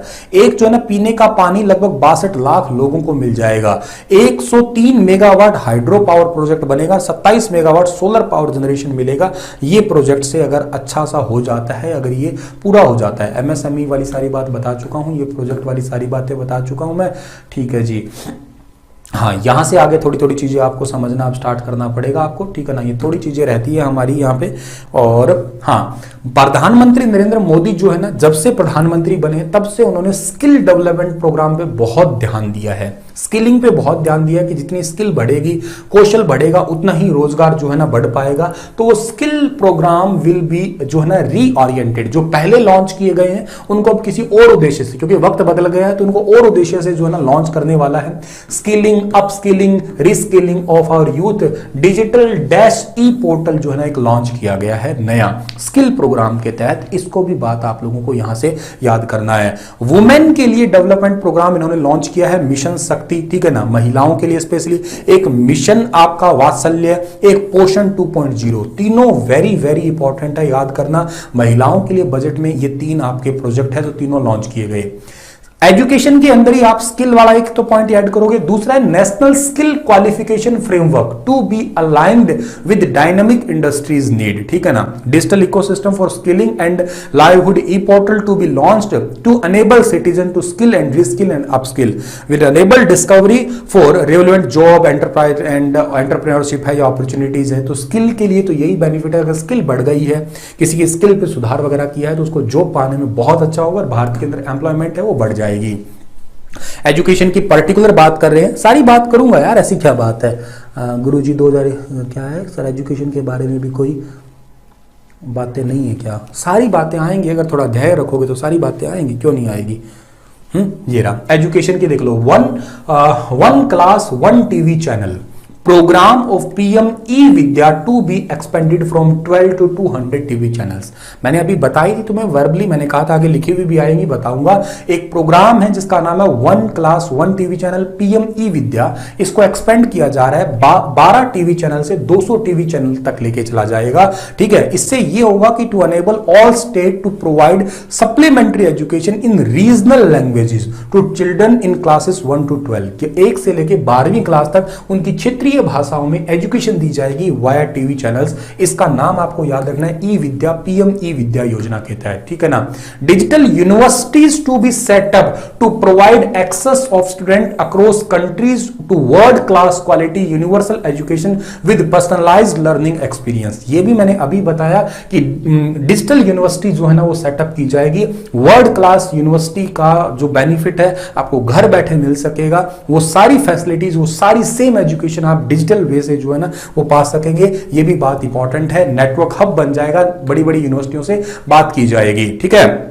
अच्छा, world class foreign university to be allowed in GIFTIFSC एक स्कीम के तहत, ठीक है ना। इस स्कीम के तहत इनको इंडिया के अंदर अलाउ किया जाएगा। मैंने कहा था ना अभी कि वर्ल्ड की कोई भी यूनिवर्सिटी है वो इंडिया में सेटअप हो सकती है, उनके खुद के रूल लग सकेंगे, ठीक है ना। वो आपके फ्री फ्रॉम डोमेस्टिक रेगुलेशन, हमारे हम रूल लगाएं ऐसा जरूरी नहीं, वो खुद के अपने रूल लगाएंगे। Except those by Indian financial system code, एक चीज को छोड़ा जाएगा कि फीस जो है ना वो इंडियन फाइनेंशियल सिस्टम कोड के अकॉर्डिंग उन्हें अप्लाई करनी पड़ेगी। इसके अलावा जो है ना फिनटेक, इंजीनियरिंग, साइंस एंड आपका जो है ना मैथमेटिक्स, ऐसे जो आपकी कोर्सेस है वो इन वर्ल्ड क्लास यूनिवर्सिटी से आप घर बैठे पढ़ सकते हो। ये इंपॉर्टेंट बात है आपके लिए। इसके लिए इंपॉर्टेंट है आगे आप लोग पढ़ो हेल्थ केयर से रिलेटेड, ठीक है ना। तो one open platform for national digital health care ecosystem, एक नया प्लेटफॉर्म लॉन्च किया है जिसका नाम है national digital health care ecosystem, ठीक है ना। डिजिटल आप लोग जो है ना डिजिटल हेल्थ के तहत जो है ना आप लोग अपनी आईडी वगैरह से जो है ना सारा डेटा, जैसे फॉर एग्जांपल देता हूं आपको मैं, इसका आपका इलाज चल रहा है यहाँ पे किसी शहर में, गुरुग्राम में इलाज चल रहा है और आप अब शिफ्ट हो रहे हो मुंबई में, आपको शिफ्ट किया जा रहा है, तो सारा आपका इलाज का जो भी समरी वगैरह जो है ना वो आपका डिजिटली इस पोर्टल के माध्यम से ट्रांसफर किया जा सकेगा। अलग से आपको कागज पर्ची ले जाने की कोई जरूरत नहीं है। एज इट इज सारी चीजें जो है ना ट्रांसफर हो जाएगी national digital health care ecosystem के माध्यम से। ये एक अच्छा हो जाएगा आपका। और एक जो इंटरेस्टिंग लगा मुझे आज इस पूरे बजट के अंदर जो अच्छा लग रहा है वो ये है कि national tele mental health programme will be with the network of 23 centers of excellence, और इसका एक जो है निमांस बेंगलुरु नोडल सेंटर होगा। आज तक भारतीय इतिहास में किसी ने भी इसके बारे में बात नहीं की थी कि मेंटल हेल्थ प्रोग्राम। आजकल लोग जो है ना मानसिक रूप से भी बड़े तनावग्रस्त होते हैं, तो ऐसे लोगों के साथ में टेलीफोनिक तरीके से, टेली मेंटल हेल्थ मतलब टेलीफोन माध्यम से परामर्श लिए जा सकते हैं, सुझाव लिए जा सकते हैं। लोगों के पास आज सब कुछ है, लेकिन बस दिक्कत है तो गाइडेंस की कमी है, सुझाव नहीं मिल रहा, दिशा नहीं मिल रही, यार किधर जाऊं, कैसे जाऊं, क्या करूं तो सही, क्या करूं तो गलत, डिप्रेस हो जाते हैं। डिप्रेशन के चक्कर में लोग सुसाइड कर रहे हैं, मर रहे हैं लोग। तो ऐसी चीजें सुधार लाने के लिए national tele mental health programme launch किया जा रहा है, और इसका ये वैसे ऑनलाइन ही होगा, लेकिन इसका एक नोडल सेंटर होगा निमास बेंगलुरु, जिन्होंने इसकी स्टार्टिंग की थी, वहीं पे इसका एक नोडल सेंटर भी रहने वाला है। तो ये एक इंटरेस्टिंग है आपके लिए, मतलब ये इंटरनेशनल इंस्टीट्यूट के जो भी बहुत अच्छे अच्छे यूं कहिएगा जो मनोवैज्ञानिक है वो उसमें बहुत काम करने वाले हैं। पानी वगैरह के बारे में बात करते हो तो 3.8 करोड़ जो हाउस होल्ड है उनको 2022-23 के अंदर जो है ना वो आपकी टूटी वगैरह प्रोवाइड करवा दी जाएगी। 60,000 करोड़ रुपए इसके लिए स्पेशली इन्होंने अलोकेट किए हैं। ग्रामीण क्षेत्र की अगर विकास की बात करते हो तो 95% ऑफ 112 जो आपका aspirational district have made significant progress in की सेक्टर। आकांक्षी जिलों की बात कर रहे हो आप लोग, आकांक्षी जिलों की बात है तो गांव के अंदर 95%, 112 में से मतलब यूं समझिएगा आप लोग गांव के ऊपर फोकस करने वाले हो, और तकरीबन जो है ना गांव का हम लोगों ने विकास कर चुके हैं, कहते हैं लगभग कर चुके हैं। लेकिन अब हमारा ध्यान ये होगा कि गांव में या बड़े क्षेत्रों में विकास होगा, लेकिन उनके जो छोटे छोटे और क्षेत्र हैं, जैसे मान लेते हैं ब्लॉक्स कहिएगा, फोकस ऑन ब्लॉक्स। कई बार बहुत, जैसे मान लेते हैं हिसार की बात करो, पूरा हिसार ग्रो हो गया, लेकिन हिसार के तहत पड़ने वाले छोटे छोटे गांव हैं, हो सकता है उनके पास डेवलपमेंट ना गई हो, इसलिए इस बार फोकस होगा उन छोटी छोटी चीजों पे जो पीछे रह गए हो, प्रोग्रेस इन लैगिंग, जो उस प्रोग्रेस में पिछड़ गए हों उनको आगे ले जाने की बात करेंगे हम लोग। ये बात है रूरल डेवलपमेंट में।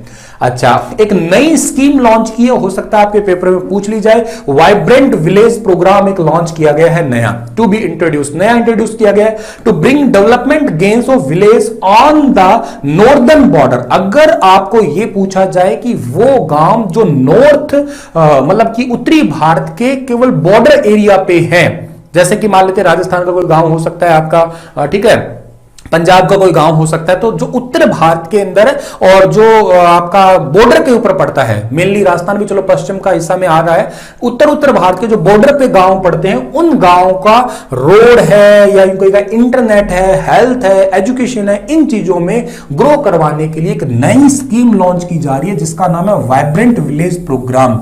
वेरी वेरी इंपॉर्टेंट है, आपको याद रखना, वाइब्रेंट विलेज प्रोग्राम से रिलेटेड कोई बात आपसे पूछी जाए, स्पेशली याद रखना नॉर्दर्न इंडिया के लिए ही है आपकी स्पेशली, ठीक है। चलो जी, अर्बन डेवलपमेंट की बात करते हैं तो हाई लेवल कमेटी है अर्बन के प्लानर्स के लिए, इकोसिस्टम अच्छा सुधारा जाएगा, ठीक है ना। एम बस इतना ही है कि गांव शहरों के अंदर जो है ना जो पॉलिसीज चल रही है, पहले से चल रही है, उनको और इंप्लीमेंट कर दिया जाए बहुत अच्छे तरीके से। और जो प्लानिंग हो रहा है, जो कैपेसिटी प्लानिंग है, इस शहर की कितनी है, किस तरीके से शहर को मैनेज किया जा सकता है, तो मैनेजमेंट सुधारने की कोशिश करेंगे। शहरों में तो कोई ज्यादा बड़ी बात दिखी भी नहीं, ठीक है। उसके बाद में हमें अगला जो नाम दिख रहा है वो क्या रहेगा कि to develop India specific knowledge in urban planning, ठीक है। ये चलो देख लीजिएगा आप लोग, आगे देखते हैं। आगे हमारा राज्यों की बात की है। राज्यों के अंदर एक बात ये हो रही है कि one nation one registration software है, इसके माध्यम से आप लोग जो है ना आईटी बेस्ड मैनेजमेंट सिस्टम बना दोगे। एनर्जी की मतलब आपका क्षेत्र है, देखो अलग अलग, एनर्जी इन द सेंस कि हमारी ऊर्जा का क्षेत्र है। आने वाले टाइम में आप लोग कोल जो है ना, कोयले को तो छोड़ोगे ही छोड़ोगे, आप लोग आओगे इलेक्ट्रिक एनर्जी पे आने की आपकी पूरी कोशिश होने वाली है। Coal gasification and conversion of coal into chemicals, तो धीरे धीरे आप लोग कोयले को छोड़ के दूसरी एनर्जी पे आने का पूरा प्रयास करने वाले हो, ठीक है ना। और 1 अक्टूबर 2022 से एक्साइज ड्यूटी ₹2 पर लीटर जो है ना आपकी किसके ऊपर, फ्यूल और अट्रैक्ट और एडिशनल डिफरेंशियल जो है ना उनके ऊपर आपकी जो है वो लगने की बात है। नॉर्थ ईस्ट यानी कि ये जो आपके अरुणाचल प्रदेश वाले राज्य हैं उनके लिए भी कोई बात आपकी करेगी, ठीक है ना। उनके लिए एक स्कीम लॉन्च की है इन्होंने, प्रधानमंत्री prime minister development initiative for north east, PM divine, क्या नाम रखा है इन्होंने, एब्रीविएशन देखो कैसे बना दी इन्होंने, गजब की एब्रीविएशन बनाई, ठीक है ना। इस स्कीम के तहत बस क्या किया इन्होंने, 1500 करोड़ जो है ना इनको दिए हैं स्कीम के तहत इनिशियली, ताकि ये जैसे पीएम शक्ति है, पीएम गति शक्ति है, या पीएम गति शक्ति के जो 7 आपके गोल थे ना, उन 7 गोलों को पूरा कर सके, बस इसलिए ही। ग्रीन इकोनॉमी, अभी ये ग्रीन इकोनॉमी क्या है, आपके इलेक्ट्रिक व्हीकल पे काम किया जाएगा, यही है ग्रीन इकोनॉमी और कुछ नहीं है, ठीक है। और सोलर एनर्जी पे काम किया जाएगा, 280 गीगावाट सोलर पावर जो है ना, लगभग 2030 तक ये गोल है हमारे इंडिया का, ठीक है। और एक नया काम है बैटरी स्वैपिंग पॉलिसी, ये बड़ा गजब का काम कर रहे हैं वो। जैसे मान लेते हैं कि आपको चार्ज नहीं करना है, लेकिन आपको बैटरी बदलना है, चार्ज करने में टाइम लगेगा, आप पुरानी बैटरी रख दो, आप मतलब डिस्चार्ज बैटरी रख दो और आप चार्ज बैटरी ले लो, तो बैटरी स्वैपिंग बोलते हैं इसको। ये ऑलरेडी खैर चंडीगढ़ से लॉन्च हो चुकी है, उस टाइम पे वीपी सिंह बदनौर चंडीगढ़ के प्रशासक थे, उन्होंने इसको लॉन्च किया था, लेकिन ये ग्राउंड लेवल पे अभी लागू नहीं हुई है, तो इसको बजट में इस बार जो है ना डिस्कस किया है इन्होंने। उसके अलावा जो है ना क्या है हमारा, इसको छोड़िएगा आप लोग, डेटा कनेक्टिविटी की 5G स्पेक्ट्रम है कहते, उस पर हम बात करने वाले हैं। 5G आ रहा, खैर कुछ शहरों में ट्रायल, जैसे गुरुग्राम, दिल्ली, कोलकाता, चेन्नई, इनमें तो 5G आ चुका है पर ट्रायल, लेकिन आने वाले टाइम में इसको हम लोग ग्रास रूट पे अच्छे से जो है ना वो लागू कर देंगे। अब ये हमारा काम होने वाला है, ठीक है। उसके अलावा टूरिज्म, अभी तक आपको जो पासपोर्ट दिख रहे हैं वो पासपोर्ट दिख रहे हैं कागज वाले, आने वाले टाइम में जो पासपोर्ट बनेंगे, अब जो पासपोर्ट बनेंगे इस साल के अंदर नए, वो बनेंगे ई पासपोर्ट, मतलब आपके मोबाइल में ही पासपोर्ट है, आपको कागज वाला पासपोर्ट लेने की अब जरूरत नहीं है। ये भी बात आप लोगों को यहां से याद करना है टूरिज्म में। खर्चा कहां कहां पे है ये तो मैं ऑलरेडी बता चुका हूं सारा, तो आप इसको पीडीएफ में बाद में पढ़ सकते हो, ठीक है ना। किस साइड किसको कितना कितना पैसा मिला ये आप पीडीएफ में पढ़ लेना। इनको जैसे इंपॉर्टेंट में हेल्थ आ जाता है, हेल्थ के लिए इतना सा दिया गया है, ठीक है ना, रूरल के इतना दिया गया है, ठीक है ना, सोशल वेलफेयर वगैरह के लिए भी, एजुकेशन के लिए भी, ठीक है। ये लिख सकते हो। बजट पूरा कितना है, लगभग 40 के आसपास पढ़ सकते हो, 40 लाख करोड़ के आसपास आप लोग, और 39.45 है। इधर आप लोग का जो है ना किधर आ रहा है, किधर जो है ना कितना आया, किधर खर्चा करना है, कमाई और खर्चा दोनों होता है पूरा बजट का। धीरे से पढ़ोगे तो समझ जाओगे। पूरी पीडीएफ दे रखी है, इसको आप लोग पढ़ लेना। ये आंकड़े कोई वैसे पूछता नहीं है। पूरा बजट इतने रुपए का 39,44,909 है, कंप्लीट बजट आपका यूनियन बजट। पेंशन के लिए कितना पैसा मिला, डिफेंस के लिए कितना मिला, मेजर सब्सिडीज के लिए कितना है, एग्रीकल्चर को कितना दिया, ठीक है ना, इनको कितना दिया, हर किसी के लिए अलग अलग पैसा है। आप लोग पीडीएफ में पढ़ सकते हो। मेरे हिसाब से सारे आंकड़े इंपॉर्टेंट नहीं होते, जैसे पेंशन वाला आंकड़ा थोड़ा सा इंपॉर्टेंट है आपका, इसके अलावा एजुकेशन, इसके अलावा फाइनेंस का भी, हेल्थ का भी, और एक एनर्जी का भी, इसमें आपका आईटी एंड टेलीकॉम का भी, ठीक है ना। एक इंटरेस्ट वाला सबसे जरूरी है क्योंकि सबसे ज्यादा पैसा इधर ही है आपका, ठीक है। उसके अलावा ट्रांसपोर्ट का भी आपका, ठीक है, और एक गाँव वाला भी आप कह सकते हो, और एक आपका साइंटिफिक डिपार्टमेंट यानी कि रिसर्च वगैरह के लिए भी आपका पैसा ऑलमोस्ट इतना जा रहा है, ठीक है। चलो सर, बस दैट इज योर बजट। ये कंप्लीट बजट था, मैंने इसको एनालाइज कर दिया, जो जो इंपॉर्टेंट चीजें थी वो आपको सारी यहाँ पे शेयर कर चुका हूँ। Telegram channel star IQ education पे इसका आप लिंक ले लेना, ठीक है ना। और अब क्लास का टाइम हो चुका है मेरी दूसरी का, हरियाणा के करंट अफेयर पूरे जनवरी महीने के अभी लाइव होने वाला हूँ विद इन मिनट्स, ठीक है ना, मतलब 2-4 मिनट लग भी सकते हो सकता है, बस लाइव अभी होने वाला हूँ। कहीं जाइए मत, पानी वगैरह पी जाइएगा। ये क्लास कैसी लगी मुझे जरूर बताइएगा, और कोई कमेंट छोड़ सकते हो, कोई डाउट वाउट रह गया तो उन डाउट को मैं किसी अलग सेशन में जाके अलग सेशन में आपको जरूर कवर करूंगा, ठीक है। Thank you so much. बताना जरूर कि ये सेशन कैसा लगा। बहुत मेहनत की है यार, सच में बड़ी मेहनत की है।